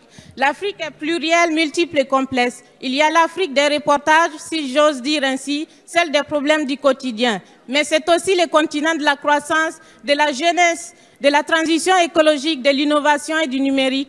L'Afrique est une terre aux immenses opportunités. J'en suis persuadée. L'avenir de l'Afrique, c'est aussi celui de l'Europe. Huguette Tiegna, donc la députée du Lot, qui prend la parole pour parler du voyage du président de la République Emmanuel Macron en Afrique. Vous vous souvenez notamment au Burkina Faso du pataquès. On en avait déjà parlé la semaine dernière avec le président, avec la climatisation, etc. Machin. Elle est ingénieure en recherche et développement dans les moteurs électriques, Huguette Tiegna. Effectivement, il y a écrit docteur parce que c'est pas un métier évidemment docteur, comme vous l'avez dit dans le chat, c'est un diplôme. Elle a passé elle est docteur en génie électrique à l'école des mines. Elle a soutenu une thèse de doctorat sur les machines synchrones à aimant. Monsieur les députés, Madame la députée, oui, vous avez raison. Notamment sur l'éolienne. L'avenir de l'Afrique, c'est aussi l'avenir de l'Europe et vice-versa. C'est une évidence par notre géographie, du Cap Nord au Cap, par les échanges humains tissés, par les défis communs à relever en matière climatique, en matière de mobilité, en matière d'émergence. Elle est docteur en quoi? Elle est docteur du coup en ingénierie électrique. Africain. Et donc pour relever ces défis ensemble, il nous faut mettre l'accent sur la jeunesse, naturellement, et donc sur l'éducation. C'est le sens du message qu'a porté le président de la République dans son discours de Ouagadougou, en incitant naturellement à la scolarisation des jeunes filles. La France sera toujours au rendez-vous pour aider les États qui souhaitent mettre l'accent de ce point de vue-là, avec également la projection de campus, et puis naturellement le partenariat mondial pour l'éducation. Jean-Michel Blanquer ce matin était devant son conseil d'administration et le 2 février nous avons un rendez-vous important à Dakar. C'est également à travers l'innovation que nous allons relever ces défis. À Abidjan, et vous y étiez Madame la députée, les ateliers de la transition digitale ont montré combien l'écosystème numérique eurafricain était dynamique et permettait de répondre à des défis en matière d'agriculture pour l'irrigation, en matière de gouvernance pour l'accès aux données pour les citoyens et également en matière de ville durable. La ville durable qui sera d'ailleurs au centre du sommet qui réunira les chefs d'État de France et d'Afrique en 2020. Et ces thèmes, Madame la députée, ils étaient portés par le président de la République et ils ont été au cœur du sommet entre l'Union européenne et l'Union africaine. Nous pouvons nous en réjouir, il y a eu là un écho formidable. Alors, au total, le président de la République, il a eu le mérite d'inciter à changer les modes de représentation du continent africain. Effectivement, Jean-Baptiste Lemoyne, donc, qui est le secrétaire d'État auprès de Jean-Yves Le Drian sur les affaires internationales, en gros sur les affaires étrangères, pardon, comme on les appelle. Jean-Baptiste Lemoyne qui insiste sur les discours d'Emmanuel Macron en Afrique qui a changé, qui a essayé, vous l'avez vu, de changer de braquet en disant on n'est plus une force coloniale, on est une force de partenariat, etc. etc. On en avait déjà parlé la semaine dernière de tout ça. Allez. Hubert Vulfranc s'adresse à Monsieur le secrétaire d'État chargé de la fonction publique. Les trois versants de la fonction publique servent depuis de nombreuses années de variable d'ajustement budgétaire aux différents gouvernements. Tout d'abord, les revalorisations du point d'indice sont systématiquement inférieures à l'inflation depuis l'an 2000. Cela représente pour les agents une perte nette de pouvoir d'achat de près de 14,5%. Si le point d'indice a été gelé de 2010 à 2016, avant d'être modestement revalorisé de 2 fois 0,6 points, celui-ci est à nouveau appelé à être plongé dans le congélateur de l'austérité. Oui, il a parlé des 3 versants de la fonction publique, ce député. Je rappelle que la fonction publique en France, il y a 3 fonctions publiques. La fonction publique d'État, les gens qui travaillent dans les préfectures, la police, l'enseignement, etc. Et la fonction publique territoriale, les animateurs, les gens qui nettoient les routes, les gens qui bossent pour les collectivités, les mairies, etc. Et la 3e, c'est la fonction publique hospitalière, les infirmières, les médecins, les internes. Non rémunérés pour les agents en arrêt maladie, y compris pour les femmes enceintes arrêtées, ainsi que la hausse de la CSG de 1,7 point, qui sera compensée par une baisse des cotisations maladie uniquement pour les seuls agents des fonctions publiques hospitalières et territoriales. Fidèle à la doxa libérale, le président Macron s'est fixé pour objectif de réduire les effectifs de la fonction publique de 120 000 postes. Hubert Wulfranc, c'est un homme intéressant, il est professeur d'histoire-géographie agrégé, c'est son métier, mais il a surtout été maire d'une ville que vous connaissez, c'est Saint-Étienne-du-Rouvray. Vous vous souvenez, Saint-Étienne-du-Rouvray, l'attentat de Saint-Étienne-du-Rouvray avec ce prêtre tué dans l'église de cette ville, et c'était lui le maire, Hubert Wulfranc, c'était lui le maire qui a dû faire face à cet attentat. Vous vous souvenez, à l'époque, on a eu pas mal d'articles sur ce maire communiste qui se retrouve solidaire de l'église de fait, placé devant l'horreur d'un attentat, c'était lui. Et il a été élu député. Le secrétaire d'État, quelles mesures allez-vous prendre pour consolider les services publics et donc il pose une question sur le pouvoir d'achat des fonctionnaires et sur le gel du point d'indice. Vous savez, le point d'indice, c'est ce qui permet de calculer le salaire d'un fonctionnaire. Vous avez un point que vous multipliez par votre grade et c'est comme ça que vous obtenez vos émoluments mensuels. En gros, c'est comme ça qu'on calcule. Et donc quand on parle de revalorisation du point d'indice ou de gel du point d'indice, ça désigne ça. Augmentation ou pas du salaire des fonctionnaires. La représentation nationale sur la situation des agents publics. Ils sont 5,5 millions au service de nos concitoyens, dans les 3 versants de la fonction publique, à rendre service, à s'engager et à travailler pour l'intérêt général. Vous avez eu raison de rappeler que les agents publics ont depuis 2010, et même un peu avant, été appelés à faire des efforts, avec le gel du point d'indice depuis 2010, et malgré 2 revalorisations de 0,6 points au cours de l'année 2016, avec la RGPP, mais aussi la modernisation de l'action publique, ces 2 programmes se traduisant par une diminution des effectifs jusqu'en 2014 et une reprise de la croissance des effectifs, notamment dans les forces de sécurité, de 2014 à 2017. C'est dans cette continuité que vient s'inscrire le gel du point d'indice pour 2018 et le report d'1 an du protocole parcours carrière et rémunération qui avait été négocié par le gouvernement. Olivier Dussopt qui est en train de se faire engueuler. Olivier Dussopt, c'est un nouveau ministre qui vient de faire défection du groupe socialiste. Vous savez qu'il a été nommé au gouvernement la semaine dernière seulement. Olivier Dussopt qui était un député opposant au gouvernement avant d'y faire son entrée. Il a voté contre le budget 2018 pardon. Et il se retrouve aujourd'hui, vous le voyez, en train de défendre la position du gouvernement sur la question du point d'indice des fonctionnaires. Des fonctionnaires supérieurs à la moyenne des dernières années ont été signés et que l'engagement sera tenu d'ici 2022. C'est la raison pour laquelle nous continuons aussi le dialogue social sur un certain nombre de sujets qui seront inscrits à l'agenda social de 2018. La question de l'égalité femmes-hommes, la question de l'égalité d'accès à la fonction publique, la question des conditions de travail, mais aussi la question de la gestion des âges. Nous avons aussi un chantier conséquent et qui doit être mis en écho avec la question de la journée de carence. Un rapport est en cours de préparation et sera remis au printemps sur les dispositifs existants actuellement en matière de prise en charge de la protection sociale complémentaire. Et une fois ce rapport remis, nous ouvrirons des discussions avec l'ensemble des organisations syndicales que je rencontre actuellement en réunion bilatérale. Et enfin, monsieur le député, il faut accompagner le changement, il faut accompagner la transformation de l'action publique. Et c'est la raison pour laquelle 300 millions d'euros par an sont fléchés en matière de formation et d'accompagnement des transformations. Merci, monsieur le ministre. La parole est à madame. Et Olivier Dussopt qui reçoit un tonnerre d'applaudissements des députés En Marche alors qu'il s'opposait encore à eux il y a quelques jours seulement. Si c'est pas magnifique. Merci Monsieur le Président. Ma question s'adresse à Monsieur le ministre de l'Éducation nationale. Monsieur le ministre, comme mes collègues, je vais revenir sur l'actualité du PIRLS.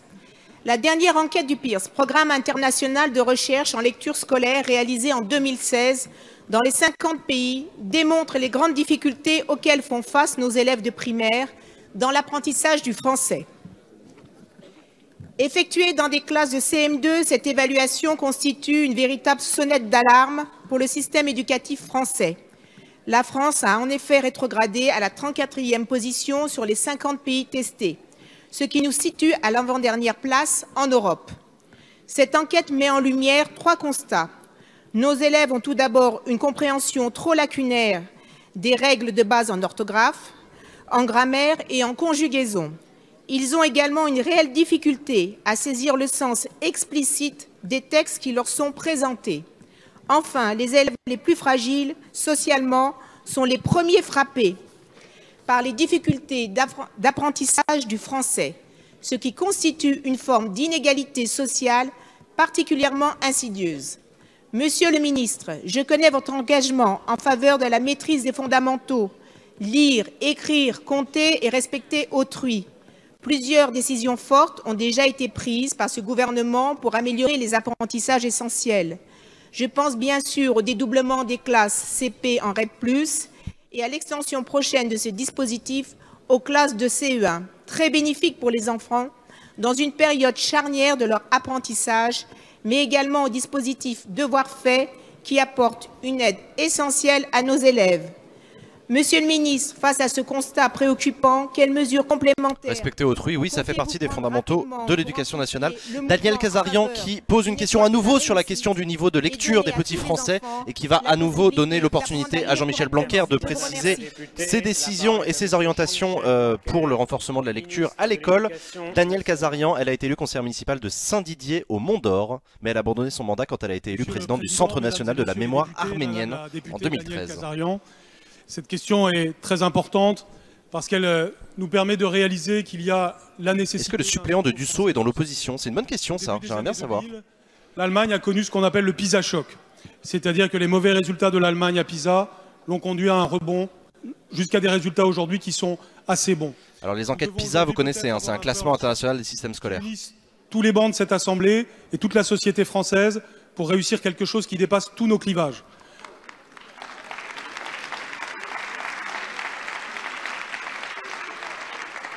Il n'y a pas lieu d'avoir des clivages politiques, il n'y a pas lieu non plus d'avoir des clivages pédagogiques sur ces questions. Aujourd'hui, nos décisions peuvent être éclairées par la science.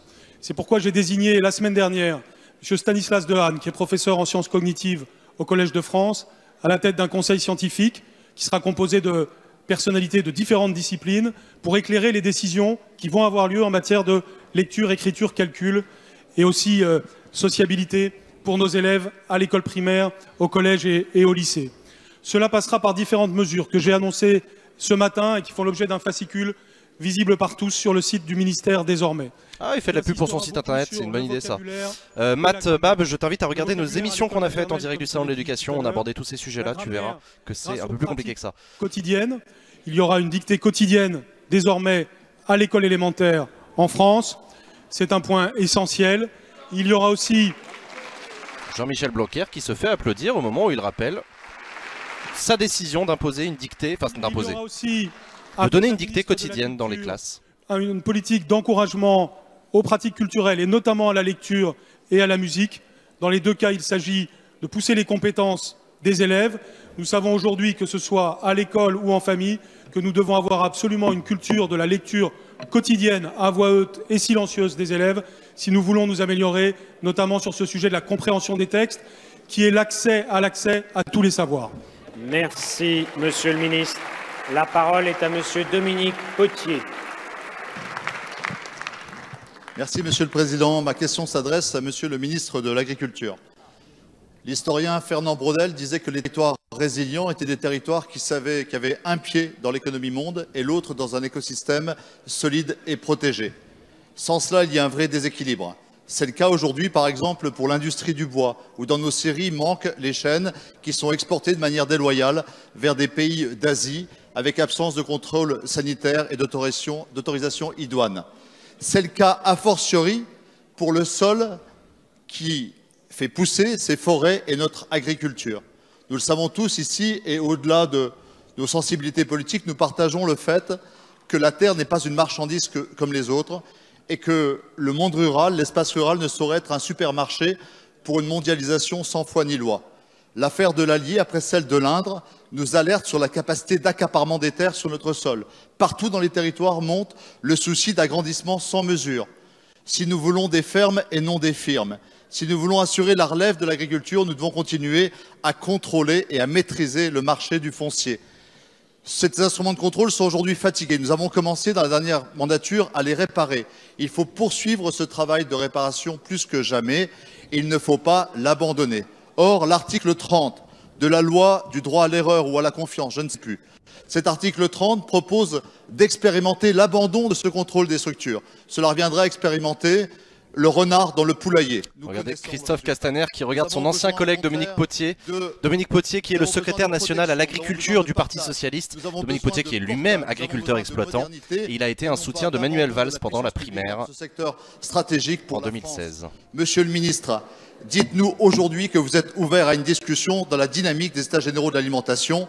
Nous avons besoin d'une relève pour l'avenir. Donc Dominique Potier qui amène aux questions au gouvernement la discussion sur le projet de loi confiance, le projet de loi droit à l'erreur là effectivement. Moi aussi j'ai oublié son nom. Merci Monsieur le Président, Mesdames, Messieurs. Qui est actuellement en train d'être discuté. Député Dominique Potier. Le contrôle des structures des exploitations agricoles a pour objectif principal de favoriser l'installation des agriculteurs et il vise aussi à la consolidation de l'ensemble des exploitations. L'article 30 du projet de loi pour un État au service d'une société de confiance prévoit d'habiliter le gouvernement à expérimenter, je dis bien il s'agit d'une expérimentation, par voie d'ordonnance pour une durée de 3 ans dans certains départements ou certaines régions, l'allègement du contrôle des structures. L'ordonnance permettra également de modifier la liste des opérations soumises à autorisation ou déclaration et justifiant réellement que le contrôle des structures s'applique. Il s'agit, sur la base d'une évaluation objective, d'alléger les dispositions complexes et sans effet utile pour réserver le contrôle aux situations qui le justifient, et vous en avez cité un certain nombre. Ce contrôle trouve effectivement ses limites dans sa mise en œuvre actuelle, lorsque certains acteurs font tout pour le contourner, via des montages sociétaires par exemple. Pour preuve, dans 90% des cas, la décision est favorable, ce qui conduit à relativiser la portée du contrôle. Et il est aujourd'hui nécessaire de l'adapter, de le moderniser et limiter les possibilités de contournement.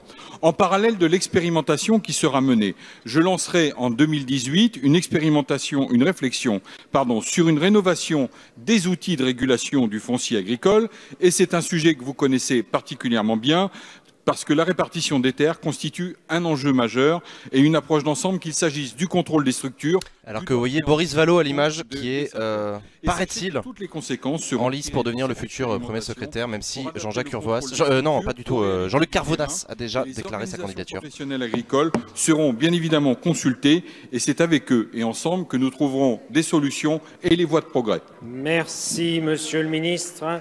La parole est maintenant à Monsieur Michel Fanget.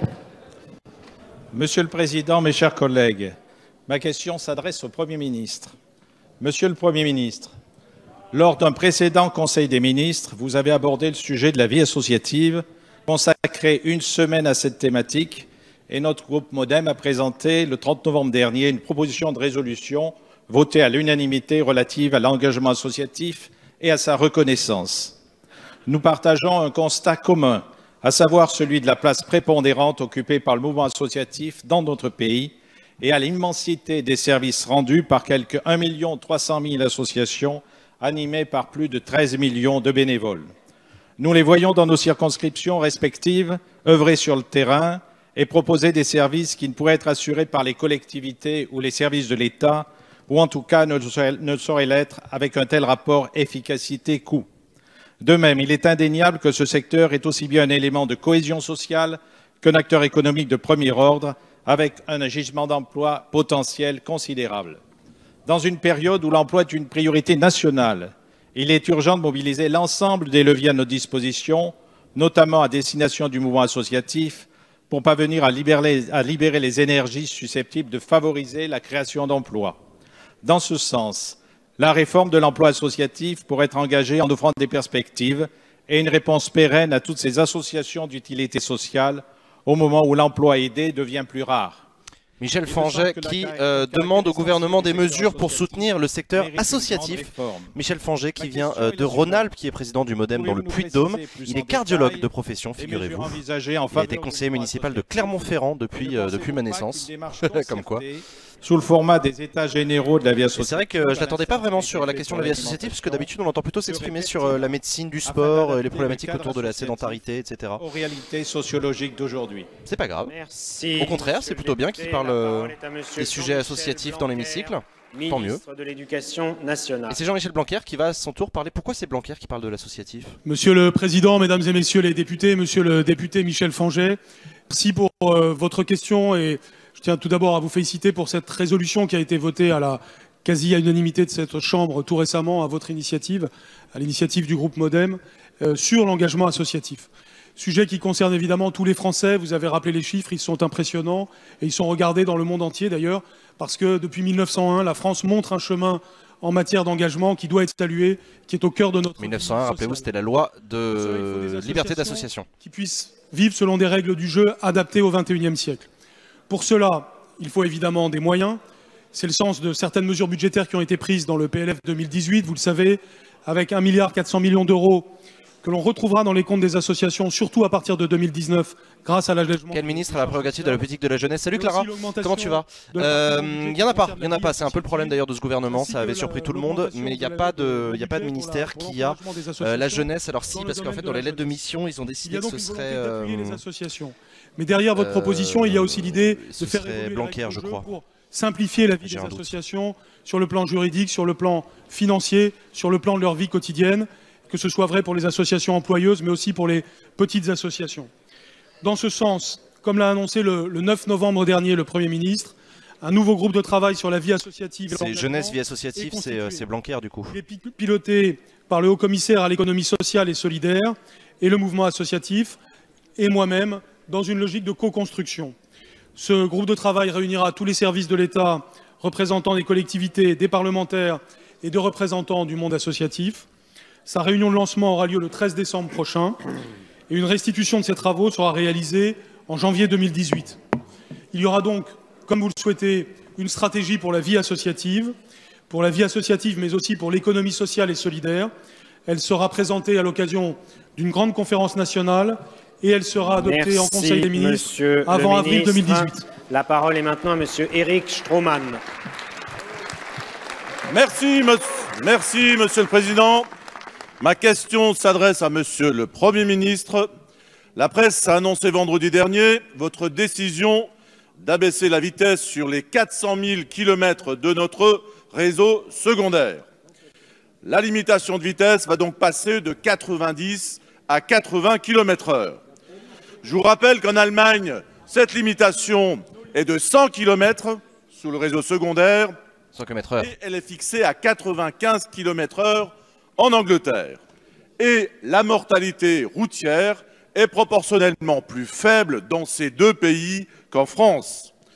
D'autres pays européens sont passés à la limitation à 80 km/h sans résultat probant en matière d'accidentologie. On y constate même un effet négatif sur les rejets polluants des voitures. Cette mesure frappe une fois de plus nos zones rurales où nos concitoyens doivent parcourir de longues distances sur des routes départementales pour aller travailler, pour accéder aux services publics, pour accéder au commerce. Les Français ont vraiment le sentiment que cette décision est surtout destinée à renflouer les caisses de l'État grâce aux amendes qui vont pleuvoir sur eux, à l'heure où il faut trouver 18 milliards pour financer la suppression de la taxe d'habitation. Éric Stroman qui, en sous-main, enfin entre les lignes dans sa question, dit vous baissez la vitesse sur les routes pour nous taxer encore plus d'amendes pour combler les caisses suite à la suppression de la taxe d'habitation. En gros, c'est ça qu'il reproche au gouvernement. Éric Stroman qui vient de Colmar, il est clairement dans le Haut-Rhin, hein, l'Alsace, tout ça, c'est formidable. Il est professeur agrégé d'économie et de gestion. Et donc c'est bien lui qui pose la question. On s'y attendait à cette question, on avait complètement oublié dans la préparation, mais effectivement l'abaissement de la vitesse limite sur les routes départementales à 80 km/h. Et c'est Jacqueline Gouraud qui va lui répondre. Monsieur le député Éric Stroman, vous venez de parler de la sécurité routière. Le président de la République et le Premier ministre ont annoncé la mobilisation du gouvernement autour de cette cause fondamentale. Nos chiffres ne sont pas bons et j'ai demandé qu'un nouveau plan puisse être adopté. C'est un extrait du discours du président de la République aux forces de sécurité intérieure du 5 septembre 2017.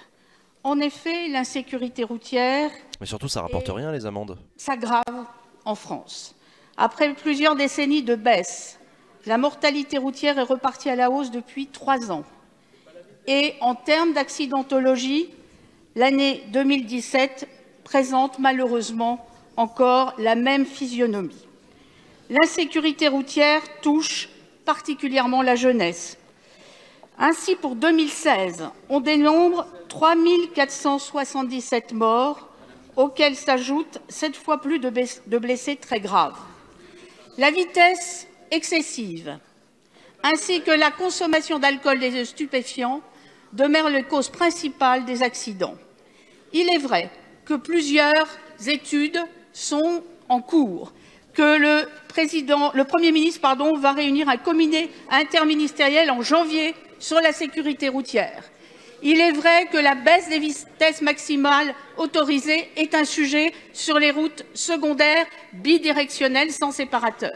Mais il faut aussi étudier l'incidence de l'usage du portable, de l'alcool, des stupéfiants, comme je l'ai dit.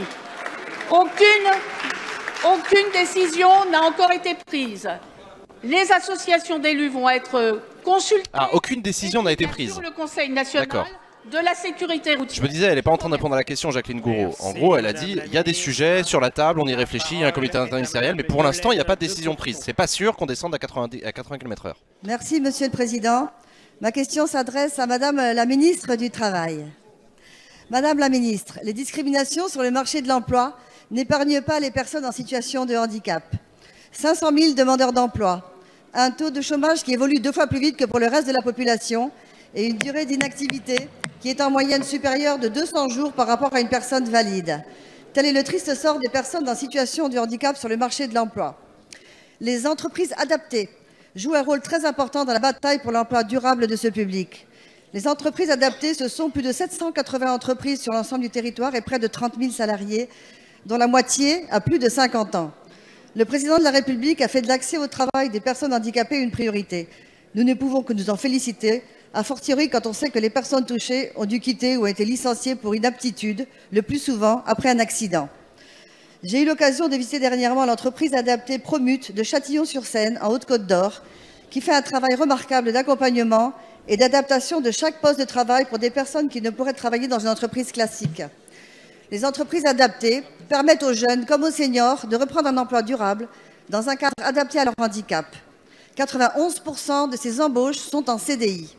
En milieu rural, leur présence est vitale. Vitale pour les territoires qui les accueillent, vitale pour les publics concernés. En dehors de ces structures qui, rappelons-le, font appel à des emplois non délocalisables, ces personnes n'auraient que de très faibles chances de se faire embaucher. Le projet de loi de finances pour 2018 prévoit la baisse de 4% du montant global des aides, doublée d'une baisse de 22% de la subvention spécifique qui finance les projets innovants. Il serait regrettable que cela mette en difficulté un modèle efficace et inclusif. C'est pourquoi, Madame la Ministre... Yolène de Courson, la députée de Côte d'Or, qui amène sur la table la question de l'employabilité des personnes handicapées. Elle a souligné des très très bons exemples de ce qu'on appelle les entreprises adaptées, entreprises qui permettent aux personnes porteuses de handicap, de travailler dans de bonnes conditions. Je précise qu'elle est maire, elle a été maire d'Aran, de la ville d'Arance, Aran ou Arance, je ne sais pas comment on prononce. Et son métier, c'est conseil en stratégie de marque, planning stratégique et formation. Madame la députée Yolène de Courson. Et c'est la ministre du Travail qui veut lui répondre. Évoqué. Et c'est une priorité pour Sophie Cluzel. Et non, elle n'a pas lien de parenté avec Charles de Courson. Handicapés et moi-même, la situation d'inclusion ou de manque d'inclusion dans l'emploi des travailleurs handicapés était une préoccupation, à la fois en termes d'équité, pour leur permettre d'accéder au marché du travail, mais aussi marrant, ça. Tout ce qu'elles pourraient apporter dans les entreprises qu'elles ne peuvent pas apporter. Il y en a d'autres à l'Assemblée nationale qui ont des membres de leur famille dans l'Assemblée nationale. Handicapés, et puis aussi seulement 3,2% de travailleurs handicapés dans les entreprises, et c'est un chiffre qui progresse peu. Donc par rapport à ça, de nombreuses actions sont nécessaires. Un des leviers d'action, ce n'est pas le seul, ce sont les entreprises adaptées. Vous l'avez dit, elles sont 780 en France. Ce sont des entreprises en milieu ordinaire, des entreprises ordinaires, mais qui embauchent sur leurs 35 000 salariés plus de 25 000 travailleurs handicapés, avec une aide au poste qui représente 80% du coût du SMIC et qui est financée par le ministère du Travail. Alors, ces entreprises adaptées ont fait part de leurs préoccupations, bien que, en loi de finances, nous ayons prévu une augmentation de 4% du budget et de 1000 aides au poste. Mais les 1000 aides au poste supplémentaires leur demandent aussi un accompagnement supplémentaire. Elles ont fait part à l'Assemblée nationale et auprès de moi-même de leur Une aide au poste, c'est un contrat aidé. Mon cabinet a travaillé avec eux et je peux vous confirmer la porte que j'ai entrouverte. Nous reporterons au 1er janvier 2019 la réforme que nous voulons faire, qui permettra à la fois de simplifier les 3 types d'aides que nous les reporterons, mais de leur donner une visibilité et leur permettre aussi de contribuer, en s'approchant des entreprises d'insertion, de contribuer à l'inclusion dans tous les types d'entreprises. Et pour cela, nous ajouterons en gestion 8 millions d'euros pour résoudre 2018. Donc, elle a annoncé qu'en 2019, il y aurait une loi spécifique sur le sujet. C'est bien ce que j'ai compris. Charles de Courson. Ah, Charles de Courson. Le cousin. Ma question s'adresse à Monsieur le ministre de l'économie. Il prend la parole juste après sa cousine. C'est génial. Monsieur le ministre, d'après des informations parues dans la presse, la société Airbnb offre la possibilité aux propriétaires d'appartements dont elle s'occupe de la location de leur verser le loyer net qui leur revient via une carte de crédit rechargeable émise depuis Gibraltar par la société Payoneer. Cette société américaine a obtenu le statut d'Electronic Money Institution, c'est-à-dire qu'elle est autorisée à délivrer des moyens de paiement dans toute l'Union européenne. Et le compte adossé à cette carte de crédit prépayée, qu'on peut même ouvrir sous un faux nom, car la plateforme ne vérifie pas l'identité des clients, échappe aux accords d'échange d'informations bancaires et donc à l'administration fiscale. Tiens. Le risque est donc considérable que ce mécanisme encourage la fraude fiscale internationale pour les résidents. Vous avez compris ce qu'a expliqué Charles de Courson? On peut même se demander s'il n'y a pas là un risque de complicité de blanchiment de fraude fiscale. Ah bah carrément. Airbnb, quand vous mettez votre appartement en location, Airbnb vous reverse l'argent que le locataire a payé et Airbnb apparemment propose à ses clients de reverser l'argent non pas sur votre compte en banque à vous, mais sur le compte en banque qui est lié à une carte bancaire qui est affiliée à Gibraltar et qui passe complètement en dehors des radars de la fraude fiscale, etc. Eh bah dis donc, qu'est-ce que c'est que ce gros délit là? Aussi, ma question, Monsieur le ministre, elle est toute simple. Quel dispositif entend mettre en œuvre le gouvernement pour éviter que ce mode de paiement soit un outil de fraude fiscale internationale? Et plus précisément, le gouvernement entend-il accélérer la publication du décret d'application de l'amendement Cherki et d'anticiper au 1er janvier 2018 la date d'application de ce dernier? À vérifier quand même. Après, quand c'est Charles de Courson qui dit ce genre de trucs, en général, je lui fais confiance que Charles de Courson, c'est un député qui est très connu pour s'occuper des sujets budgétaires et fiscaux. C'est un spécialiste de ces sujets-là. Et c'est Gérald Darmanin qui va lui répondre. Merci, Monsieur le Président. Que compte faire le gouvernement contre cette fraude? Monsieur le député Charles de Courson, vous avez raison. Vous avez raison, il faut que nous puissions, l'amendement Cherki et son esprit, être concrétisé dans la loi. Simplement, il ne s'agit pas simplement d'un décret. Monsieur le député, il s'agit aussi d'appareil législatif et de compléter. Et depuis le 12 octobre, la DGFiP, à ma demande, avec les représentants des plateformes, la DGFiP, c'est la Direction Générale des Finances Publiques. Bercy travaille pour que ces transpositions législatives vous soient proposées dans le premier texte qui, je l'espère, sera présenté en début juillet ou début février par le gouvernement, notamment dans le texte que présentera Bruno Le Maire devant vous.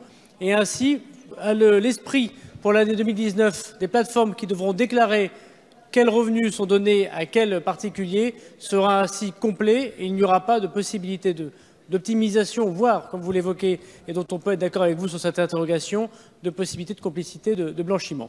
Pour l'année 2018, puisque ça, je vous ai rassuré, me semble-t-il, sur l'avenir, pour l'année 2018, nous avons découvert, comme vous, cette possibilité offerte par la plateforme Airbnb. J'ai donc pris, avec Bruno Le Maire, la responsabilité de convoquer les dirigeants de Airbnb la semaine prochaine à Bercy pour expliquer avec eux l'inconformité, effectivement, de ce que notre droit permet.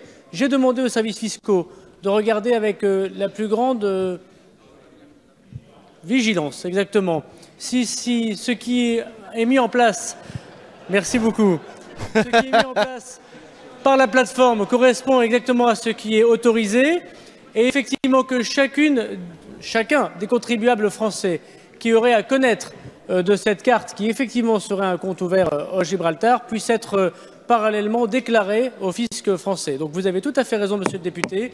Pour 2018, un travail très important, très fin. Gérald Darmanin qui convoque dans son bureau la semaine prochaine les dirigeants d'Airbnb pour discuter avec eux de ce sujet-là et qui veut mettre en place les choses pour vérifier que les contribuables français ne seraient pas incités à frauder. Ce serait dommage. Il faut les déclarer, les revenus, tout ça. Merci, Monsieur le Président. Ma question s'adresse à Madame Cluzel, secrétaire d'État chargée des personnes handicapées. J'y associe la députée Huguette Thiénat. La journée internationale du handicap le 3 décembre a permis de rappeler quels sont les objectifs à viser pour une réelle égalité des droits, des chances. En l'état, ça semble légal, mais ultra opaque. Ben moi, j'ai l'impression que c'est illégal. Une société plus inclusive, c'est évidemment l'ouverture à la pratique sportive et un meilleur accès aux infrastructures. C'est légal si tu le déclares. Une société plus inclusive. Mais ça n'a aucun intérêt de le faire si tu le déclares. Oui, c'est ça. Donc c'est illégal. Enfin, il faut arrêter. Si effectivement tu planques ton argent au Gibraltar, une école qui accueille illégal. dans de bonnes conditions les enfants c'est légal si tu le déclares. de handicap. C'est pas le fait de le faire qui est illégal. Qui leur donne la possibilité d'accomplir leur C'est le fait de ne pas le déclarer. avec l'accompagnement Merci Sylvain.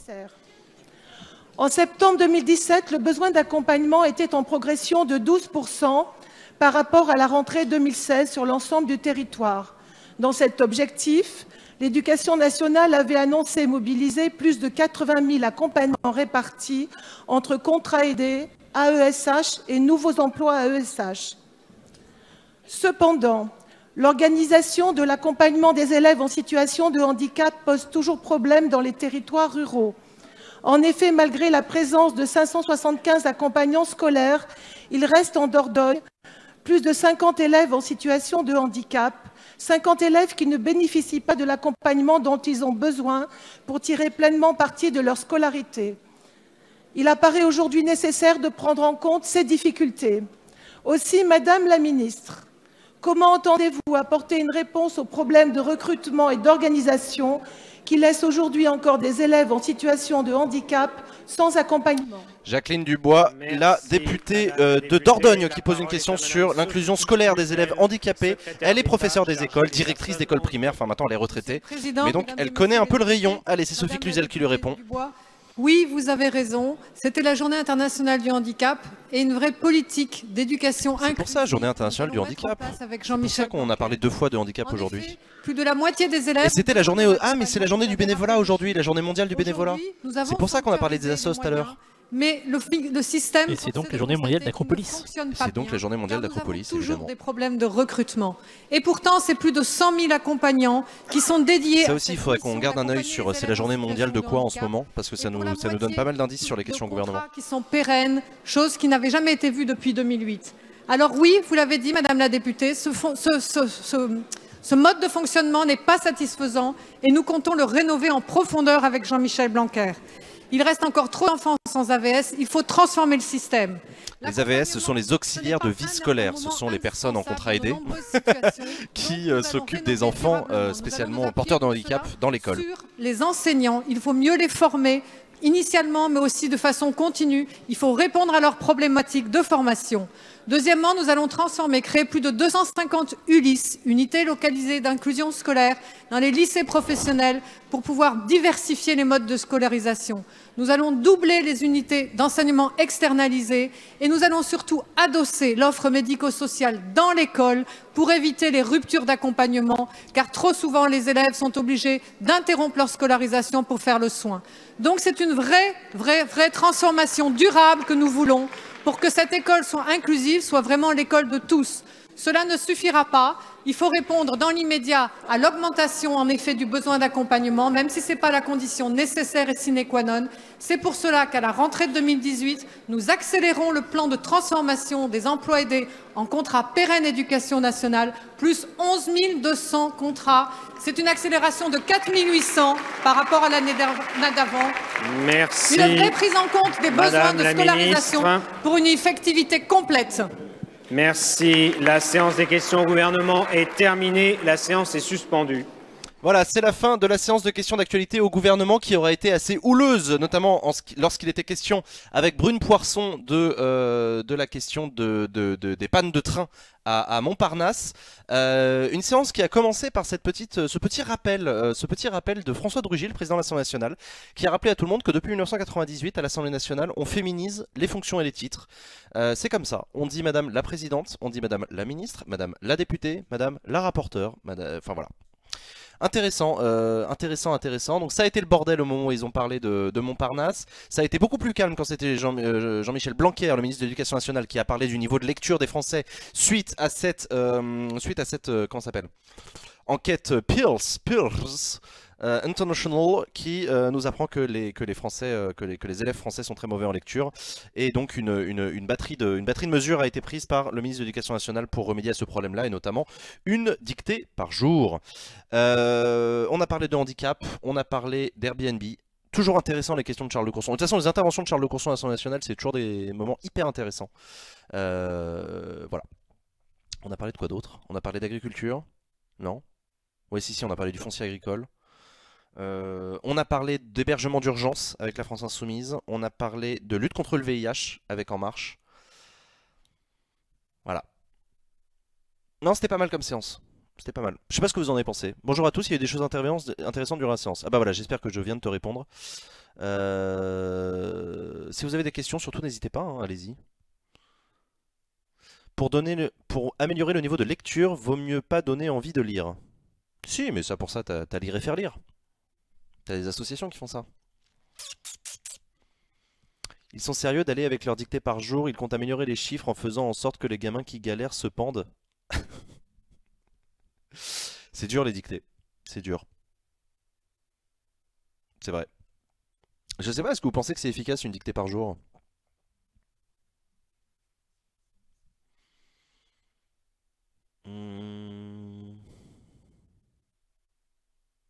Moi j'aimerais parler du manque d'handicapés moteurs à l'Assemblée. Parce que pour avoir des députés déficients mentaux, pas de problème. Putain, t'es con. C'est pas sympa de parler de la déficience mentale comme ça. On apprend en s'amusant, pas en s'auto-flagellant.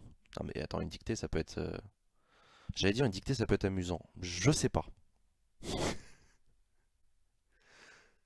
Bientôt on pourra blanchir ses sous avec la carte Crous. Avec la carte Kiwi tu veux dire. Efficace pour que certains élèves comme moi se suicident. Ah oui d'accord. J'aurais pas aimé du tout à l'époque, quelle horreur les dictées. Dictée aka l'art de recracher par cœur. Bof, la dictée n'a pas de liaison directe avec le sujet du jour. Ah Charles qui nous fait un don 20 balles Irish Coffee pour tout le monde. Sauf la France Insoumise, faut pas déconner. T'es con. Merci Charles Maurice pour ton don. Merci pour ton soutien. Je pense que la dictée sert vraiment. Je pense pas que la dictée sert vraiment, surtout si c'est contraint. Bon attends, on va pas demander aux élèves ce qu'ils en pensent avant de leur donner une dictée. Qui est pour une dictée les enfants? Une par jour, non, c'est à d'écouter certains élèves, en particulier ceux qui ont des difficultés. Moi ça ne m'a jamais amusé, c'était toujours une grosse angoisse. Perte de confiance en soi, tout ça. D'accord. Ah, dis donc, vous avez l'air quand même majoritairement contre. Hein. En France, on aime bien faire apprendre et recracher aux élèves, surtout en langue, et bizarrement, on est toujours aussi nuls. J'ai détesté les dictées apprises. En vrai, c'est un peu comme faire revenir les chorales, donner des livres CM2, Blanquer fait de l'effet d'annonce. C'est une torture. Ah merde. Ah ouais, putain la vache. Je crois qu'on est tous détraumatisés de la dictée. J'ai le droit de dire que moi non ou pas? Pourquoi t'es pas traumatisé de la dictée toi? Ça te posait pas de problème? Moi j'étais pas fan plus que ça, mais c'est un exercice comme un autre en fait. Je trouve qu'on en fait une montagne et c'est pas plus difficile en soi que des tables de calcul ou de multiplication à apprendre. Oui, c'est un exercice à la con, oui. Je trouve que c'est moins de l'apprentissage que de la pratique, la dictée, en soi. Valinda qui dit, c'est pas une torture, si on s'entraîne pas, on s'améliore pas. La France Insoumise vient de faire un don de 5 €, un peu d'argent sauf pour les Charles Maurice. Merci la France Insoumise pour ton don de 5 €. Putain, les mecs se battent à coups de dons. Allez-y, hein. Ça me fait penser que j'étais débile la dictée alors que j'avais de très bonnes notes. Or mes 0 en dictée. D'accord. En tant que dysorthographique, je suis pas favorable. Tu m'étonnes. Quand est-ce qu'on se pose la question de comment apprendre l'orthographe plutôt que de comment contrôler cet apprentissage? Question intéressante. C'est un exercice très punitif qui pénalise les erreurs mais ne valorise pas les réussites. Du coup, c'est extrêmement dégradant pour ceux qui ont des grosses difficultés. Oui, alors, oui, t'as raison. Après, il y a des techniques de correction qui empêchent le côté punitif.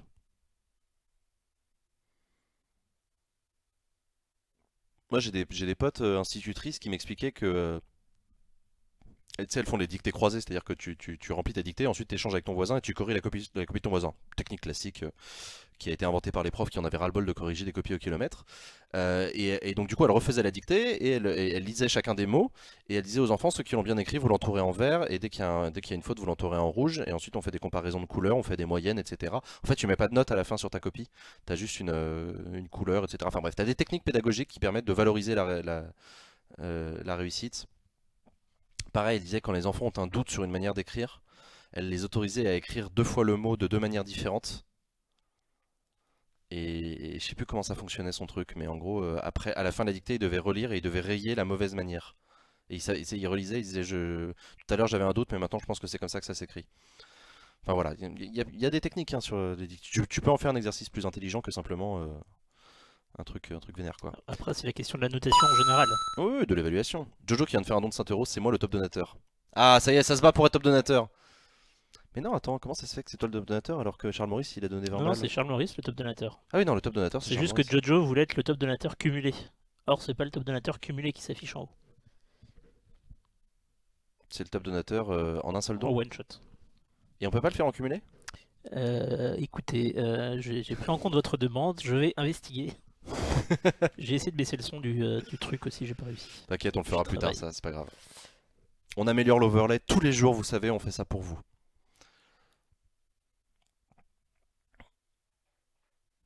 On pourrait peut-être encourager les élèves à écrire par eux-mêmes. Oui, bien sûr, l'expression écrite aussi fait partie des exercices. Hein. Je me souviens, c'était trop bien, c'est pareil quand les profs ils avaient pas des exercices, ils disaient allez, vous prenez une feuille, vous écrivez une histoire. Mais sur quoi? Bah, peu importe, écrivez. J'ai l'impression que le souci c'est plus les méthodes d'enseignement qu'on fait pas assez de dictées. Tout comme en donnant des tables de multiplication en masse, on va d'un coup avoir plein de gros matheux. On passe à côté de l'important. Ouais, t'as peut-être raison, Céliane. J'ai toujours écrit comme je parle et parlé comme je pense. Quand je me suis rendu compte que beaucoup de gens devaient faire une transcription pour passer de l'un à l'autre, ça m'a paumé. Eh oui.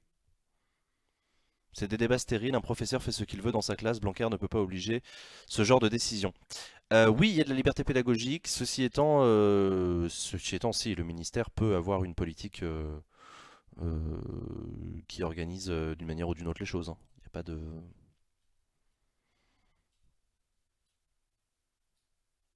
Mais effectivement, tu as raison de rappeler qu'il y a de la liberté pédagogique.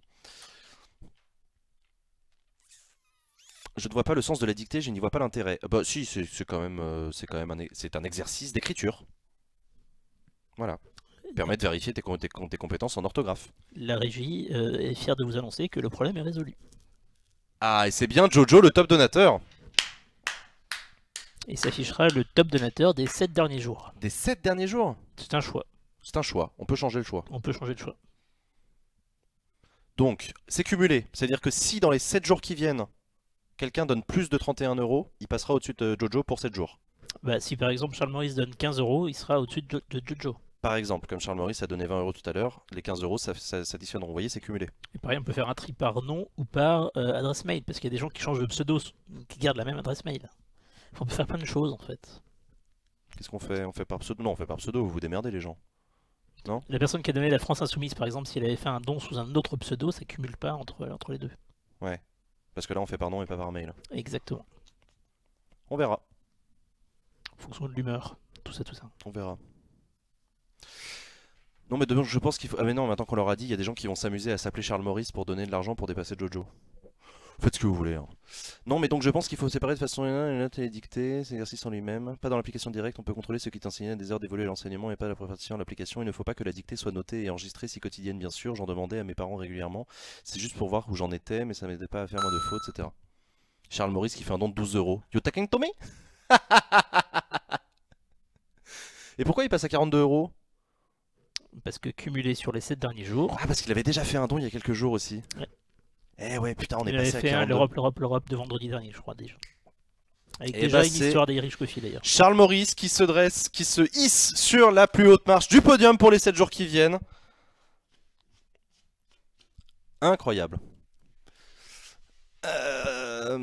Allez, Acropolis, faut encourager la concurrence. Non, mais faut pas trop encourager les dons parce qu'évidemment on a besoin de pognon, mais après il y a des gens qui font n'importe quoi avec leur argent, qui en donnent trop et ça devient gênant, etc.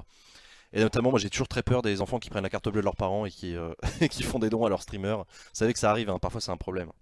Tu as très peur. Non, mais moi ça va, mais voilà, j'en ai parlé avec des streamers qui m'ont dit parfois c'est gênant, tu reçois un mail d'un parent qui dit bonjour monsieur, je suis absolument désolé, mon fils fait n'importe quoi avec ma carte bleue, il vous a fait un don de genre 300 balles, tu sais. Moi je suis au SMIC, vous pouvez me rembourser quoi. Je dis bah merde quoi, c'est con. Ah là là. Faut que je prenne la CB de ma mère alors. Ah j'encourage pas à le faire, je dis juste que si tu la prends, c'est gratos. Après tu fais ce que tu veux. Des enfants sur Acropolis, il doit pas y en avoir beaucoup. Bon, détrompe-toi. On a des enfants de 7 à 77 ans. C'est beau ce que tu dis. Je vais faire un stream sur ma page perso pour payer ma réparation de voiture. Tu crois que ça va marcher? T'arrêtes de puer pour ta chaîne perso sur Acropolis. J'ai pas donné le nom. On a dit qu'on faisait pas ça. Comment sont choisis les gens qui posent les questions, quota par groupe, par représentativité? Oui, Shinsara, les questions, en fait, il y a 15 questions. Il y a un quota de 15 questions qui sont réparties entre les groupes, effectivement. C'est les groupes qui ont des questions et les groupes ont plus de questions s'ils ont plus de députés. Tu vois, c'est comme ça que c'est réparti. Donc du coup par exemple le groupe En Marche il a 5 questions je crois, un truc comme ça, 5-6 questions. Ensuite comment ça s'organise en interne, c'est chacun des groupes qui se démerde en fait. Ils se débrouillent, ils font ce qu'ils veulent, les groupes sont libres d'organiser comme ils veulent le choix des députés du groupe qui vont poser les questions aujourd'hui. Jojo t'arrêtes maintenant Charles, allez 12 €, allez Jojo qui passe à 43 €, incroyable. Voilà, j'espère que je t'ai répondu, oui je t'ai répondu, super. Est-ce que vous prenez les chèques vacances? Non. On prend pas la carte Kiwi non plus, on prend pas les bitcoins, on prend PayPal, on prend pas les chèques vacances. Si on nous envoie des chèques vacances, moi je veux bien partir avec. Si vous les envoyez par la poste, on peut les prendre. Ecladus.tv, exactement. Acropolis, polémique suite à l'augmentation de la visibilité des revenus de la chaîne Twitch Acropolis, un scandale a éclaté. En effet, alors que le projet est présenté comme non rentable, il s'avère qu'il génère en fait des dizaines de milliers d'euros par mois. La chaîne a d'ailleurs récemment gagné un concours, ce qui laissait présager ce genre de faux semblants. La pire brève. Ouais. Et d'ailleurs, les revenus d'Acropolis sont à Gibraltar, hein, sur la carte machin là. Évidemment. Évidemment, évidemment, on déclare que dalle. On a mis les locaux d'Acropolis en location sur Airbnb. C'est vrai, venez dormir dans les locaux d'Acropolis. Venez dormir sur le canapé de la régie là où je fais mes siestes. En vrai, je suis sûr qu'il y a des gens qui paieraient pour ça. Pour venir dormir dans les locaux d'Acropolis? Pour venir dormir là où toi tu fais ta sieste. En plus, il est vraiment pas agréable ce il canapé. est à l'écran en plus. Ah, il est à l'écran et derrière Sylvain, le canapé il est tout petit en fait. Je suis obligé de. Si vous saviez les conditions dans lesquelles je dors, obligé de me plier en deux. Pauvre petit. Mais sinon, niveau visibilité, vous avez plus de spectateurs, vous communiquez sur ça. Sur le nombre de spectateurs, de toute façon, c'est public. Hein. Charles Maurice, un don de 5 € pour le plaisir du troll. Après, j'arrête, débrouille-toi, Joe. Arrêtez de vous battre, arrêtez de vous battre, ça suffit. Je vous demande de vous arrêter. Je vous demande de vous arrêter. Merci beaucoup à vous deux, en tout cas, pour vos dons. Vous êtes vraiment adorables. C'est vraiment super cool de votre part. Non, on communique très mal Alio. Oui, on gagne des spectateurs. De toute façon, c'est connu. Hein, notre nombre d'abonnés, vous le voyez, que ce soit sur Facebook ou sur YouTube, ou sur Twitch, sur YouTube aussi. On peut pas cacher, on peut pas mentir sur nos chiffres. Et tant mieux d'ailleurs, parce que ça m'évite de raconter n'importe quoi. Vous savez que sur Internet, c'est le sport national hein, de mentir sur les chiffres. Nous, c'est pas notre cas, on ne peut pas et on ne souhaite pas mentir. Donc voilà. Et on aimerait bien gagner beaucoup plus de spectateurs, évidemment. Évidemment, mais ça, j'ai envie de te dire, c'est comme tout le monde. Et quand tu fais un projet comme celui d'Acropolis, c'est plus compliqué de gagner des spectateurs. Et dormir avec Jean, on peut. Cher, trop cher pour toi.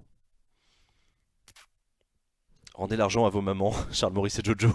Ça suffit pour ranger ses cartes bleues. Go faire des flyers et des affiches. Oh non, attends, les flyers et des affiches, t'as jamais vu une chaîne YouTube gagner des abonnés avec des flyers et des affiches? Si?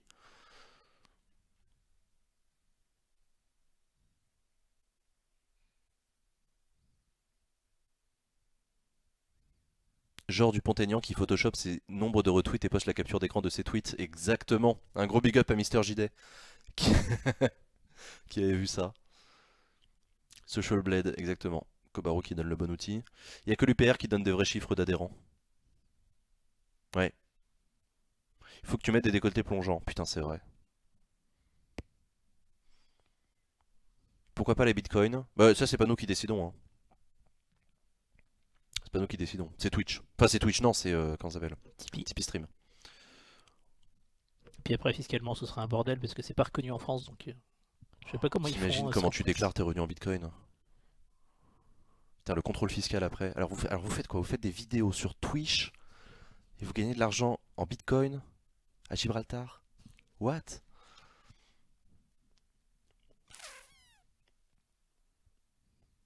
Tu devrais te filmer en train de faire la sieste. Et vous savez que ça existe, ça? C'était sur Periscope notamment. Il y avait des ados américains célèbres qui se filmaient en dormant. Ça marchait très bien. Jean Massier en Marcel avec de la muscu pour attirer le public féminin. Jojo. Juste pour Jean, lol. Putain. Vous êtes trop gentil. Arrêtez avec vos bêtises. Maman de Charles Maurice qui fait un don de 5 €. Oui, désolé, mon garnement avait volé ma carte. Rendez l'argent maintenant.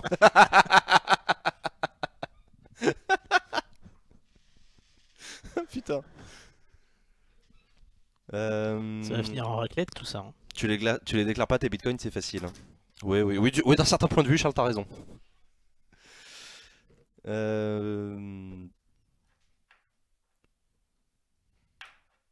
N'importe quoi. N'importe quoi. Chers amis, il est 16h25. On va s'arrêter là pour cette séance de questions d'actualité au gouvernement. On reprendra demain matin pour le Conseil des ministres. Absolument pas, puisqu'il a lieu vendredi après-midi à 16h30. Ah, donc c'est cette semaine, c'était pas la semaine dernière? Cette semaine. Ouais, j'ai confondu, excusez-moi. Donc, demain, on se retrouve à 14h30 pour les questions d'actualité au gouvernement. On ne fait pas le Conseil des ministres demain, puisqu'il n'y a pas Conseil des ministres demain. On est con, c'est vrai qu'on est con, mais qu'est-ce qu'on s'amuse. Merci à toutes et à tous d'avoir suivi cette émission, j'espère qu'elle vous a plu. Un grand merci à Sylvain à la régie, un grand merci à Amy, ainsi que Romain et Alexandre qui ont préparé cette émission. Sylvain qui rappelle qu'il y a un apéropolis. Il y a un apéropolis samedi soir à Paris. Samedi à Paris. Dont le lieu n'est pas celui qui est indiqué sur Facebook, mais on vous tient au courant, inscrivez-vous sur l'événement Facebook. Voilà, on a loupé la réservation du bar, on en réserve un autre, on s'occupe de ça, laissez faire les professionnels. Ça aura lieu quoi qu'il arrive. Ça aura lieu, donc samedi, venez picoler à Paris avec nous. Et d'ici ce soir, surveillez bien YouTube. Oui, surprise sur YouTube ce soir, vous verrez. Bien des bisous, générique, fin d'émission, ciao.